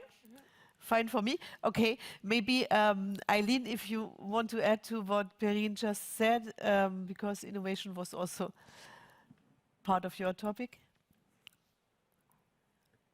Thank you. I can only support what Perrine said. I think prioritization and the challenges inherent in trying to prioritize both for people's lives and livelihoods and for economic sustainability is challenging, extremely difficult. So look forward to any innovations and methods that partners can share. I can't add to what she said. It was very complete. Thank you. Great. Then we are already coming to our final round. And before we start the final round on the panel, just remind the online audience to fill the second word cloud that we would like to have a look on right after the panel. So I threatened you that there's only one word each left. Of course, there can be also 2 or 3, but so this last round is kind of dedicated to you, Ambassador. So you're the one to listen, and I would ask all the co-panelists directly, what in your eyes, in your view, is the most challenging task that the states parties of the Main Bench Treaty should take up? Margaret. The challenge that I see is still in the area of victim assistance, Firoz's field. I would encourage states to continue with the victim assistance, even in states that have already been declared mine-free, because the notion of mine-free doesn't mean victim-free. And also to continue providing support for capacity building of survivor organization, so that we can be able to get some effective participation of survivors. There's been a lot of talk about inclusion, but then inclusion may mean bringing the survivors and they're just there for show and then they go back because they don't know what to do. So they need a bit of capacity building, and if states could invest some funds into that, that will be helpful. Thank you. Thank you. Firoz, you want to? Yeah, same question, I guess, for me. I support what Margaret said, and I would also add, the challenge that after 25 years is still, unfortunately, there are casualties. Even one casualty is too many. That's obviously one of the first that we'll have to aim to bring that into zero. In terms of victim assistance, I think we'll have to take a holistic, comprehensive approach to look at the victim assistance as a whole, and we have to reach out to human rights development, healthcare, in all sectors in a given country. So I think we are on the right track. We'll just need to step up. Just to add on, next year, as it was mentioned last week, there will be a global conference on victim assistance that will be hosted by Cambodia, supported by the European Union. And the lead up to the next review conference, I think there's a lot more that will happen, a lot of national dialogues, regional dialogues. That engagement, that talking, that awareness, that reach out to different sectors would be very, very important. And we are looking forward to it. Thank you. It was not 3 words, but anyway. 4.5, huh? Eileen, what is your message to the German presidency? Thank you. I can only repeat that I think that non-state actor disregard for IHL, for disarmament law, and the brazen use of booby traps and improvised devices and AP mines of an improvised nature in ways that are intended to target civilians and target humanitarians and target peacekeepers, I think is an extreme challenge for the Ottawa regime and all IHL and disarmament treaty regimes. Thank you, and I think this is one of the challenges you already put on your flag when you took over the presidency. Perrine, your message? Not in one word. Don't ask a French to say that in one word. To me, it's localization and understood threefold. One is that localization is not just nationalization of staff. It's really making sure we are promoting national, local capacities that are people-centered, that are IMAS compliant, that are accountable, and that have sustainable capacities to work and visibility in funding. Second part to me of localization is that making sure we are accountable to the smallest scale of work, which is the individual. So localization is us being able to be contextualized, conflict sensitive, and again, people-centered, having that at the core of our work. And finally, it's setting up a way for technical assistance where we are supporting mine action capacities in country, but mostly humanitarian mine action capacities in country, to make sure again that we have a transformative impact and that the aim is not the destruction of the weapon, but the resilience of the targeted communities.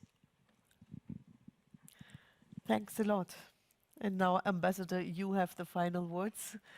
But few words, just few words. What do you think about these suggestions that came up to you? Yes, yes, understood. No, thank you very much for the whole evening and for all what has been exchanged and the suggestions. As you already said, I took some notes, but they, when I just look over that, so perhaps just to take so we talked very much on victim assistance. I think that's really an issue which is very important, and it makes clear that all the 5 pillars has to be addressed. That is to say, it's not just mine clearance, it's not just risk education and stockpile destruction, advocacy. We have to concentrate on victim assistance. This is certainly a very, very important issue. I noted down land release versus clearance, and I think this is also a very, very important aspect. I just heard a figure when I was with the Geneva International Center for Human Demining, where it was compared that the cost for 1 square meter for clearance is about $4, while it's just 1.2 for land release. So this is also something which perhaps just underlines that this is a way forward where we can make good progress. Last point, what you just said, Perrine, I think, yes, national ownership is something which has to be promoted, and I think this is something which we would like to address also with this focus on more individualized approaches and partnerships between donor states and mine-affected countries. If you allow me just a small last word, I will be very brief because we didn't touch this issue during our discussion this evening. There's one thing which is important to me as well, because I think, and I noted it down, mine action is certainly better when it is sensitive to the issue of gender, because there I heard also a very, very interesting example. We know that 2/3 of the mine victims are civilians. About half of the victims are children, but 80% of these children are boys. And I think this is something which we have also to think over, because when we are preparing programs for example, for risk education, we have to take this figures into account. And a lot has been done with regard to this. We have gender focal points in the committees of the convention now, but there is still a lot of states who are not reporting on this. I think just half of the member states are really addressing this issue, and this is also a very, very important one. And I think we have to focus on this as well. So, but with this, I hope I was not too long. Thank you very much. Thank you. Thanks a lot. Thanks a lot, Ambassador.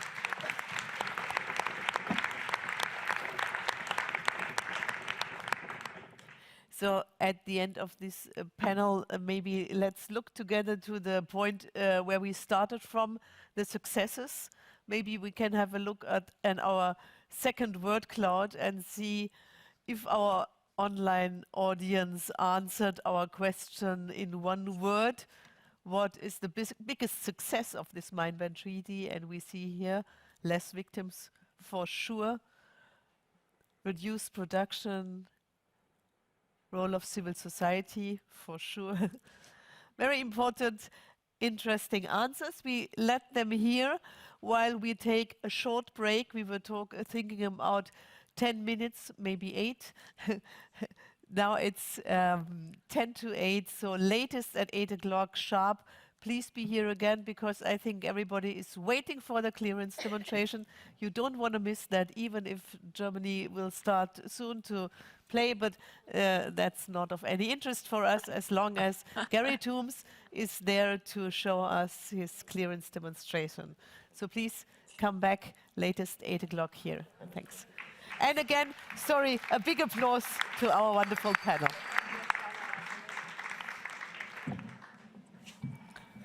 Later. Now, Gary, I Thank you very much. give you the stage for your presentation. Thank you. First of all, I just want to ask a question to the audience, actually. How many of you know how many Sustainable Development Goals does effective land release cover? So, of the 17 Sustainable Development Goals in the UN 2030 agenda, how many does land release cover? Anyone know? So 16 of the 17 SDGs are covered through land release, effective land release. What I'm going to cover today is the threat. I'm going to look at different types of threat that we are posed in today's humanitarian space.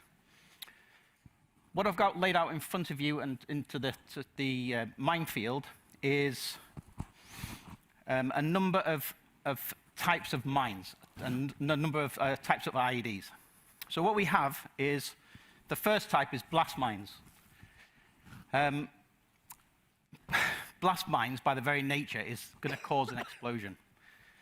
And it's this explosion that potentially is going to obviously cause severe harm. You can see from the, I don't know if you can see from the description, but we've got many different types of sizes and different shapes. Some of them are designed very much so for people to pick up, to pick up and obviously get injured by. And it's extremely, what's the word I'm looking for? It's extremely damaging. So, the mines we've got here are blast mines. These type are what's known as bounding fragmentation mines. And these bounding fragmentation mines, by their very nature, will leap out of the ground to about chest height and then detonate, causing significant damage to a probably lethal radius of about 50 meters. So if you put that into some context, if this mine was to detonate now, it would take out the majority of the personnel in this room. These types of mines are being used extensively around the world, particularly in places like Ukraine, Afghanistan, and other areas. The way that we categorize these mines is by the hazard that it poses. So the bounding fragmentation mine, the blast mines, and we have what's known as omnidirectional fragmentation mines. And again, these types of mines, they've been, you can see from the side, they've been split like a hand grenade. So when they detonate, there's going to be much more fragmentation around the area. This small mine will probably kill or injure people around about 25 meters from around in all directions, which is pretty significant. And what we've laid out here is a military-type tripwire, and then I'm not sure if you can see it, but there's actually an improvised tripwire here as well. And I've just set this up just as a means, but basically the way that it operates is the victim would walk through an area, and as they would walk, they would pull the switch, the trip, and hit the landmine, and the mine would function. Extremely deadly and extremely effective. Now, this type of mine is a copy of the MON-50, which is a Russian type of mine, and it's normally command detonated.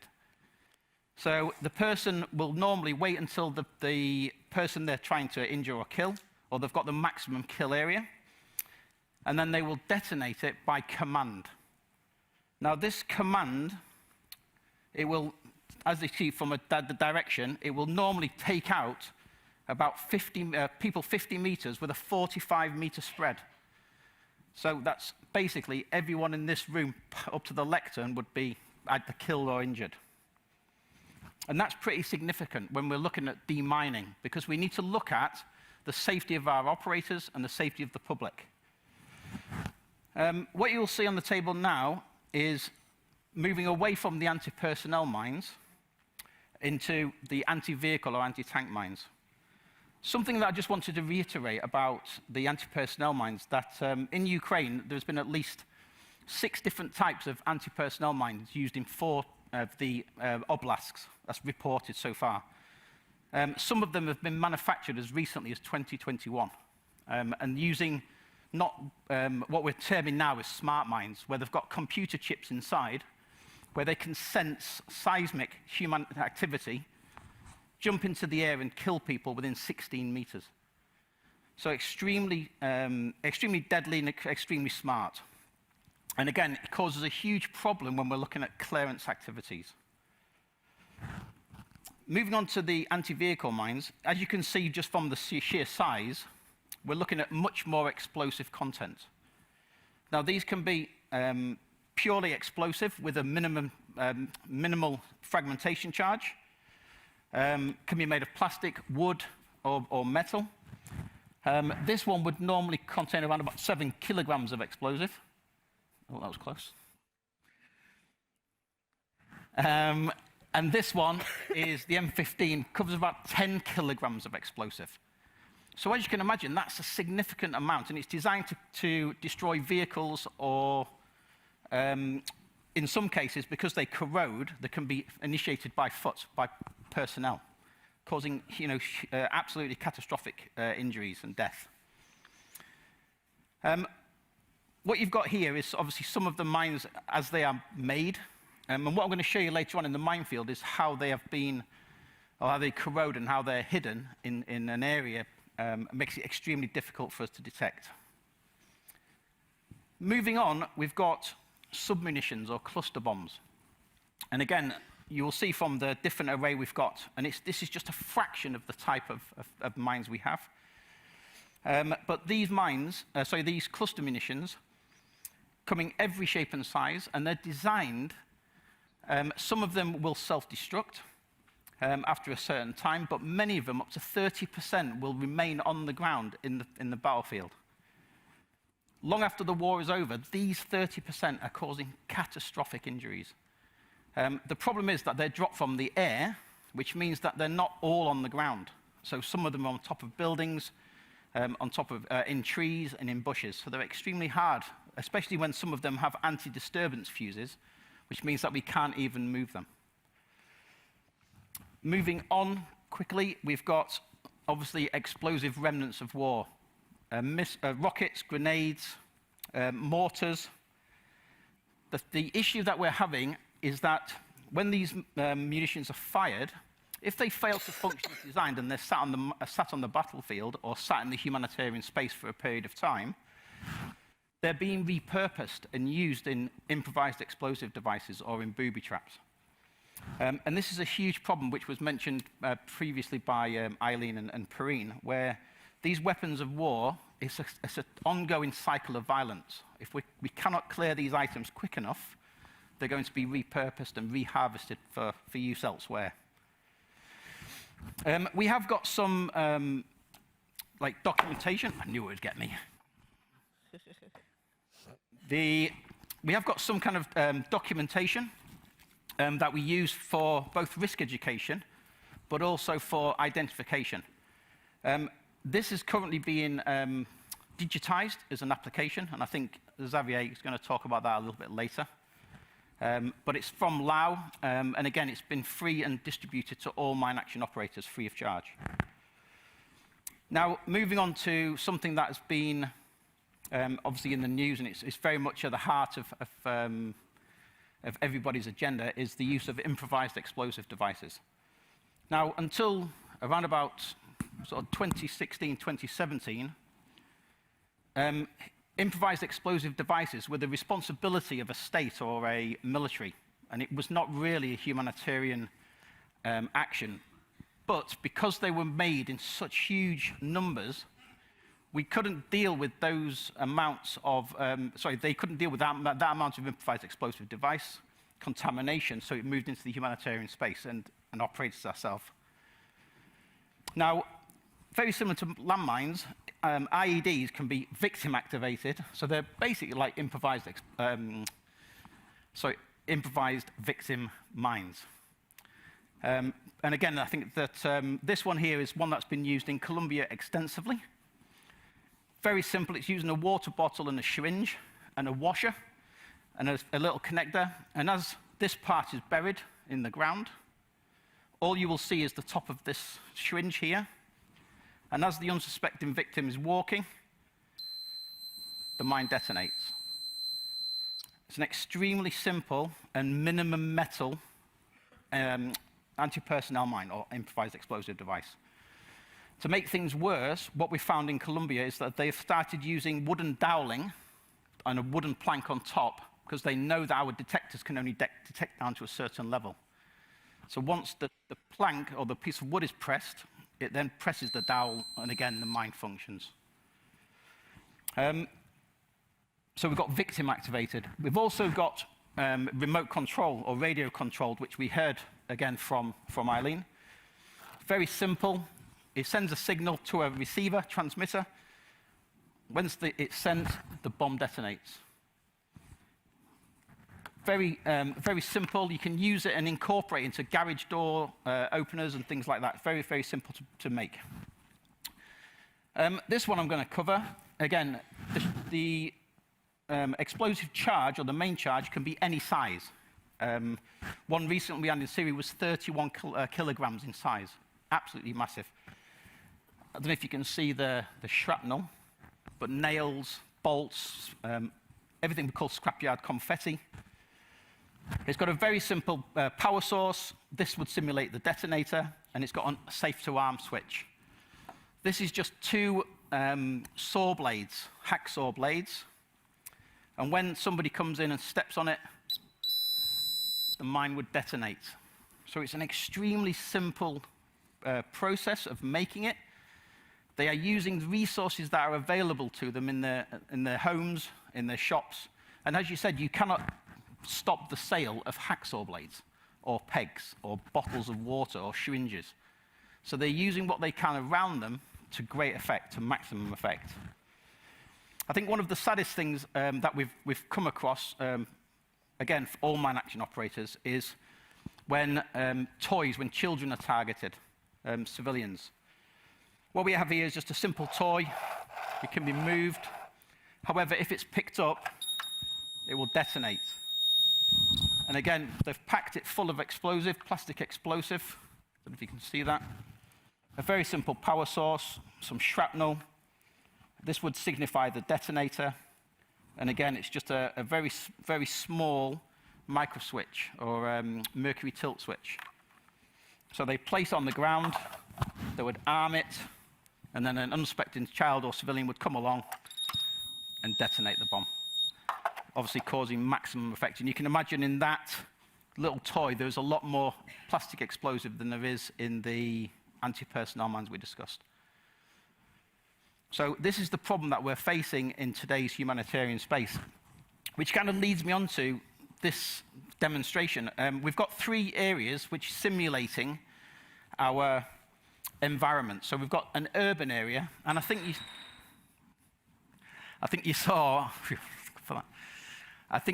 on Perrine's picture of Raqqa City and in Mosul, where in an urban environment, we're not just talking about a two-dimensional space, like a football field or like a desert, a flat desert. We're talking about layer upon layer of contamination.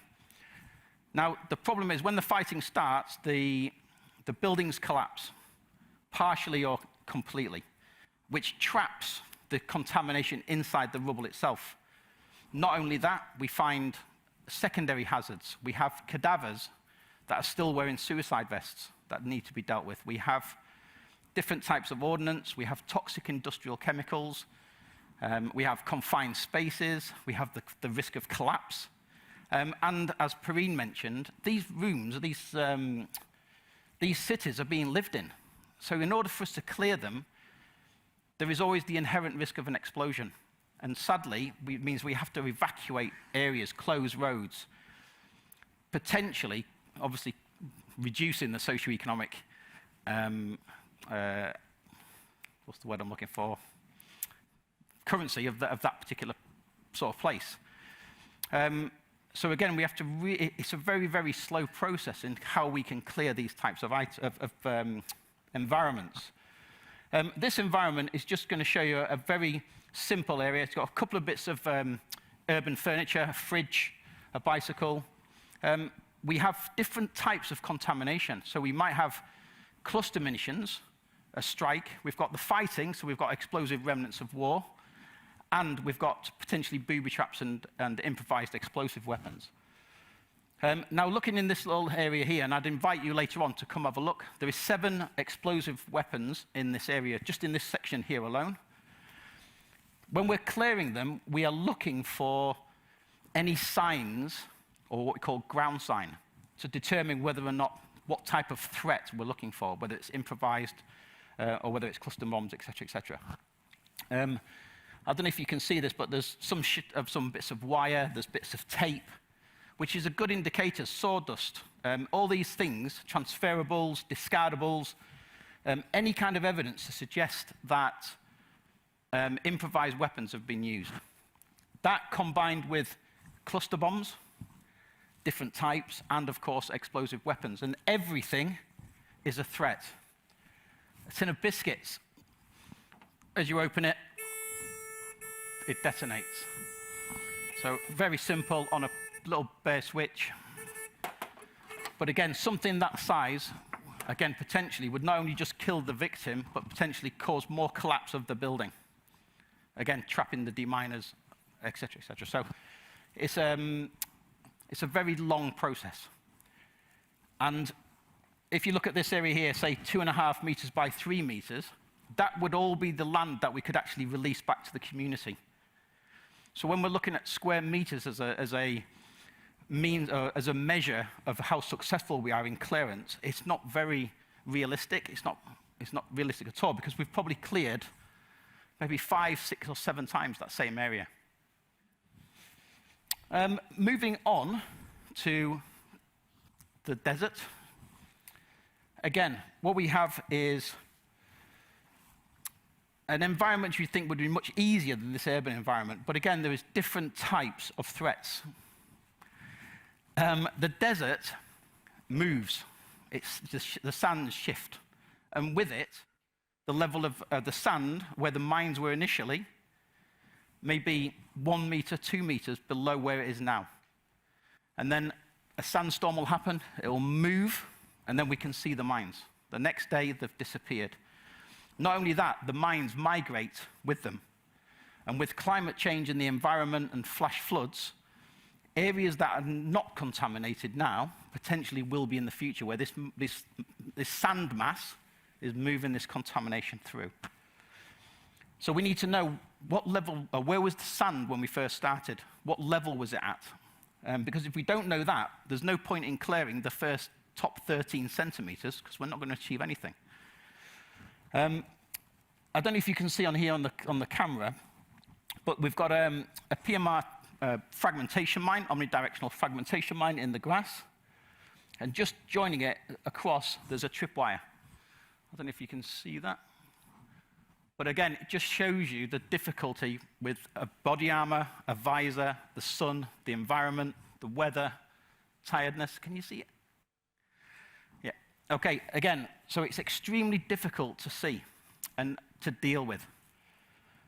So we've got, in this little area here, there's a range of anti-tank and anti-personnel mines. Again, I would invite you to have a look. Just forgot my training aid. what we've got down here, I've just put a light. So one of the remote mines, I don't know if you can see that, if it's going to work, which it isn't. Great. No, it's not going to work. Ah, there you go. So again, very difficult to see. The sand is constantly changing, so constantly shifting, and yet we've got this inherent risk within the sand. Moving on, again, if you just come backwards. Oh, it's all gone wrong.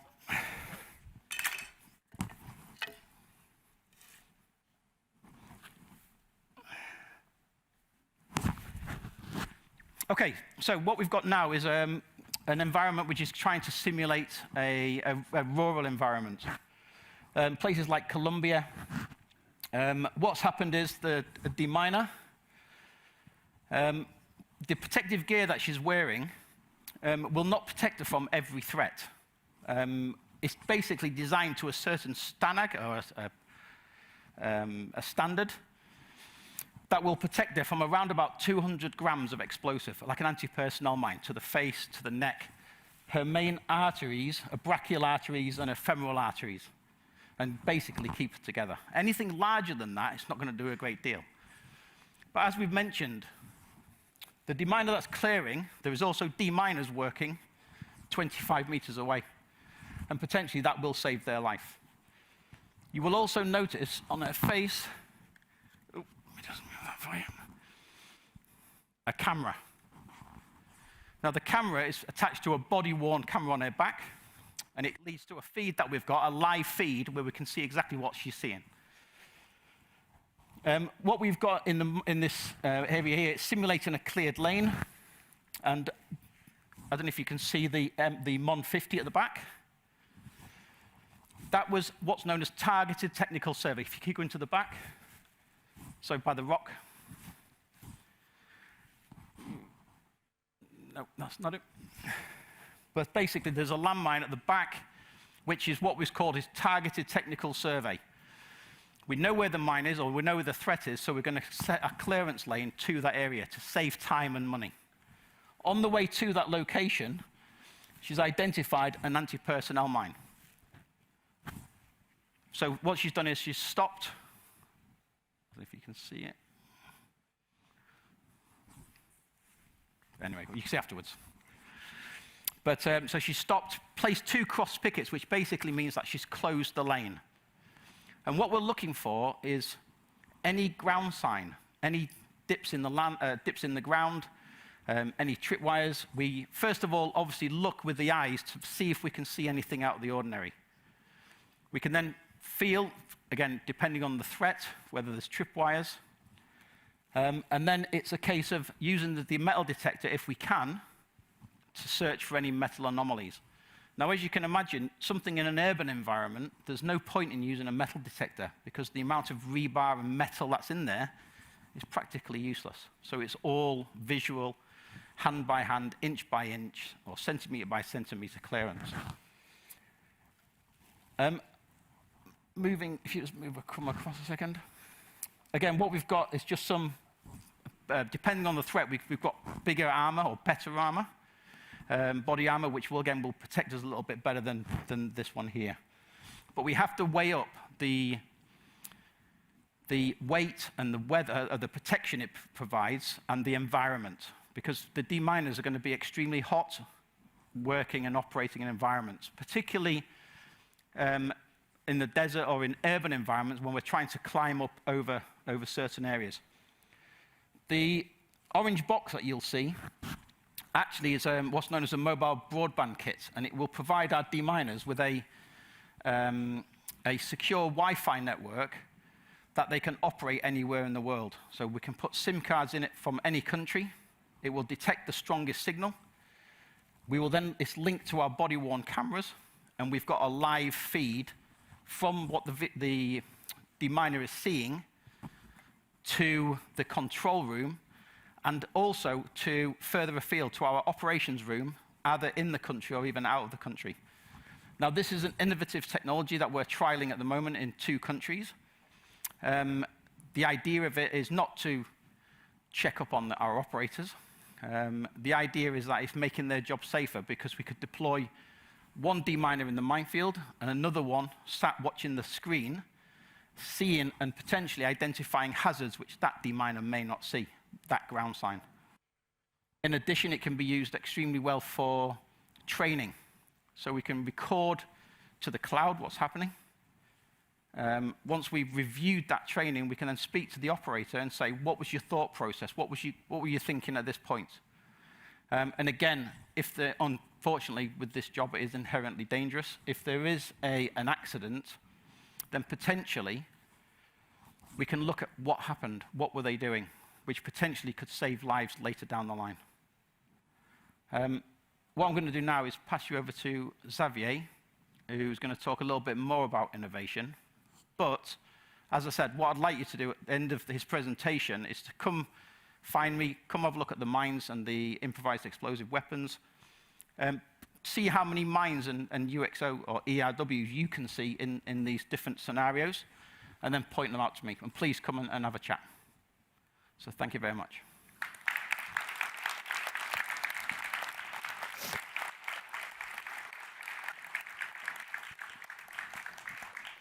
Thank you, Gary, and our deminer, Emily. And now we come to the exciting last part of our event, which will be the presentation of our young innovation expert, Xavier. Xavier, you now have the chance to be the better alternative to the German World Cup match. So I'm sure you will take this challenge, with this one big challenge again to note. Xavier, you have the floor. So yeah, can you hear me? Yeah. So I have a difficult task because obviously Germany is playing, they're winning, so you know, you don't have to watch your phone. Also, it's difficult because it's the end. I know we're running late, and also food is waiting for everybody. It'll still be there in 15 minutes. So I'll try to be quick. So perhaps coming back to the reason why we're here, it's been 25 years, but still today we see, okay, it works, thousands of casualties per year. Still 60 countries and territories contaminated by landmines and explosive remnants of war. But also we estimate more than 100 million landmines in the world still to be removed. So that's where I think innovation has importance in this sector. And it doesn't only rhyme with mine action, it's also a way to help the teams on the ground to make them work in a safer and a fastest way. So as you know, mine action is a time-consuming operation. It's also obviously dangerous and also quite expensive. So I think the role of innovation today is to reduce the time we want to spend on the ground, also the hazards and the cost of what we're doing. So I think Eileen said that already. Innovation is, innovation in mine action is a beautiful marriage for the last decades. As said already in the processes, with the introduction of the land release process, but also in the technology we use to detect the mechanical assets that are being improved every year, but also in the use of animals for landmines detection, rats or dogs, but also to assist victims with new ways like the 3D printing I won't talk about because it's available. So what I'm going to talk about today is this, drones. So this is an example of a drone we can find on the market everywhere. This is not really the one we're using a bigger model, but it's exactly the same manufacturer, etc. And it's really useful because I think first we're using this model because it's quite cheap. It's like produced millions of exemplars per year. So it's quite easy to replicate how we're using them in other sectors to mine action. And also, you can see on the picture our partner, John Fardulis, who is in Australia at the moment, but he's the drone expert, actually. I'm the project manager. I'm here to convey the message. And I think every time we go to a new country, a new context, it will be different. Every minefield is different. So the first question we ask ourselves is, what are we looking for? We're not looking for the explosive ordnance devices because they're not visible all the time. We're looking for the ground signs, and I think Gary mentioned that already. It could be barbed wire, because in some places the contaminated area were fenced. It could be crater from a detonation. Could be the explosive device itself, that's from Ukraine. Could be an ex-military position that could tell more about what happened during the conflict. It could be also part of the contaminated area that people are actually using every day, like a road. That means people think it's safe, so we can actually cancel the fact that it's contaminated. So it really varies from one country to the other. And also it could be accident, like the dromedaries in the desert. You can see the bones are really spread with an equal distance. That means a lot about the contamination, but we'll talk about that later. So that's the first question, is what are we looking for? Because if we don't see anything, and again, the drone is not magical, it's a flying camera. So if you go to places like Colombia, you don't see anything. In the desert, obviously, you see a lot.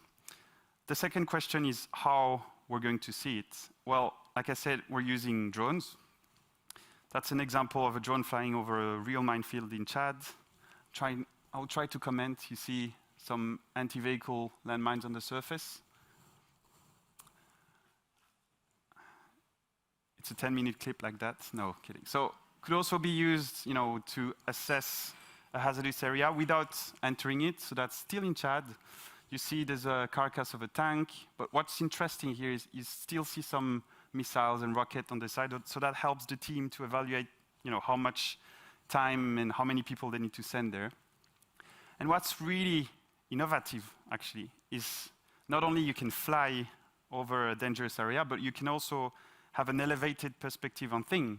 Like, for example, here, you go from flying really low, seeing only one landmine, to an elevated perspective where you can see patterns. Like here, one row of anti-vehicle landmines, anti-personnel, etc., etc. Again, that's in the desert. That's easy because the sand, it's moving. But you can guess from here, we'll probably find more mines on this side for this as well. See, there's actually 4 rows of landmines. Wow. Drones can also be used for other, purposes. Like this is the demining, the mechanical asset working. We can monitor the quality of the work, but we can do a lot of different things with drone with the data we get because it's visual and it's easy to be used. So speaking of data, just before the conference, I took a picture of the minefield you're going to see later. And okay, there are some items you can see, but there are others that are actually hidden behind obstacles. Like this one, you're probably not going to be able to see it from the side, but that's a cluster bomb. You can only see, like flying over it. And that's the one Gary was mentioning. Again, it's really tricky to see it from the side because it has the same color as the vegetation. But again, with this small drone, you have another perspective on things. And that's simple, but it's not being used systematically in the sector at the moment. And this is only a picture. I think it's only 6 meters by 3 meters. So again, before talking about that, drones are like satellite imagery, except that the resolution is up to 100 times higher. So again, that's an accident in Iraq. And that's what you would see on the satellite imagery. And you can clearly see some details on the drones with craters and the carcass of the vehicle. So what I was going to say 30 seconds ago is that's the picture I just took earlier. But what you can do with drone, and that's the next step, is you can create maps in really high resolution.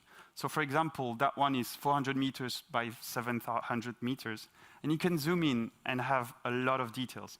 And really, taking picture is the first step, but then having maps is super useful for the operation. Could be to look for ground signs, but also for planning, looking for access roads, looking at the environment, etc., etc. In this example, there are a lot of carcasses from camels. And, after looking at the cartography, as we call it, you see that there's clearly a pattern. And from this information, so without seeing any device, you can perhaps guess where the mine row is. Again, this is really context specific. That worked in Chad. But there's another example in Iraq that came from a partnership we had with the NPA. So we're working also with other operators around the world. This is in Anbar, western Iraq. There's a lot of IEDs there.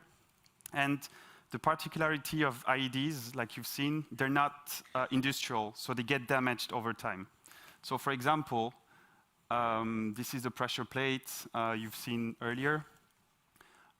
You can see them because, like this one, the jerry can, they're actually cracking over time. So the explosive, the homemade explosive, is actually going to leak. It's going to change the color around where the device is. So you can see a lot of from above. And that's the really special about IEDs. And obviously, this is a huge area. I don't remember the square meters, but just looking at the visual, we could actually pick up where all the IEDs were in the area and reduce where we're going to send the deminers. So obviously, it works in Iraq, but I think it's going to be important to use that in Iraq because it's still one of the most heavily contaminated countries on Earth. A lot of people are saying, yeah, okay, but does that mean there's no devices here? Well, we can say yes, because we don't see anything first. That would be weird not to have an IED leaking or whatever, but also NPA is basing this conclusion based on historical data of working in the area. So again, the drone is just giving us an information, but we need the expert, the mine action expert, to analyze it and to draw a conclusion. So I'm going to finish, actually. I was quite quick. So a lot of people are asking about, what about buried landmines? I think it's the dream of everyone. At the moment, there's no magical solution, but I think HI and all the other operators are trying hard to try new sensors. We have some successes, like this one in Chad, but it worked in Iraq as well. You see, that's the example of before. You see 3 rows of landmines. And we used a thermal sensor. So a thermal sensor, it's a sensor measuring the temperature, like the one we were using for the temperature during COVID, if you remember well. It's exactly the same. It's off the shelf. It's available on the market. And if we add the 2 layers on top of them, you can see that all the black dots are actually buried contamination that are changing the temperature of the sand. So yeah, again, it's really, that one is obvious. It works in Chad.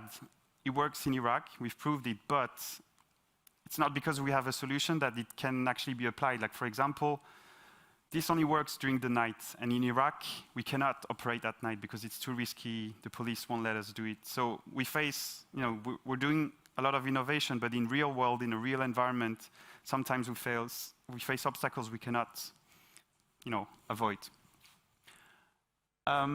What else is there? Oh, yeah. Innovation is important, obviously. And I'm happy to be here today because Germany is funding innovation. And why I'm saying that is because it takes risk and obviously a bit of investment to trial new methods. And I'm happy that donors are okay to take the risk with us, to trial new techniques in order to accelerate the land release process around the world. And I think the challenge in the next year will be to tackle all the different environments. I think it was already a good example there, but like I said, every contaminated area is different. It's not even per country, it's really every area is different. It could be Senegal with a lot of vegetation, Chad, desert, Lebanon, mountain, but with the light vegetation. Iraq, I'm showing Kurdistan because it's really mountainous and legacy mines from the 80s. And obviously Ukraine. So we've started to do some work in Ukraine. It works because the conflict is quite fresh. So we see a lot of ground signs like from the conflict that happened a few months ago. So I think it's going to be super important in Ukraine to reduce the suspected hazardous area to the confirmed one, because at the moment, Ukraine, it's huge, the amount of work that we'll be facing the coming years. So again, innovation takes time, but we have some successes and failure because that's part of the process. And really, and, you know, we hope to carry on with this in other countries with all the operators together. And I think that's it. There should be a slide about food, but it's not showing up, but yeah. I think.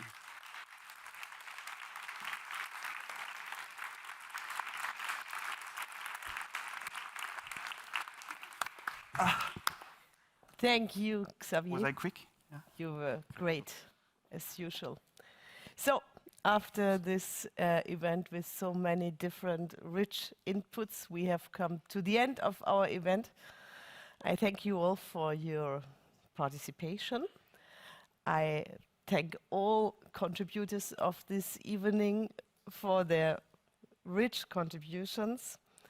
I thank the translators, who I think have done a really good job. Please applause for them.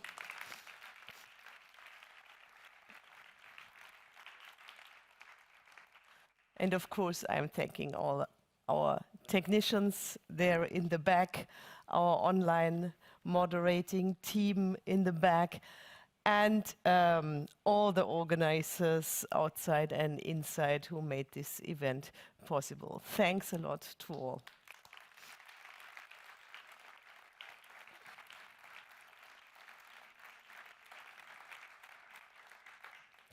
But now it's not yet over, because of course all of our on-site audience is invited to continue, I have to say, with the reception.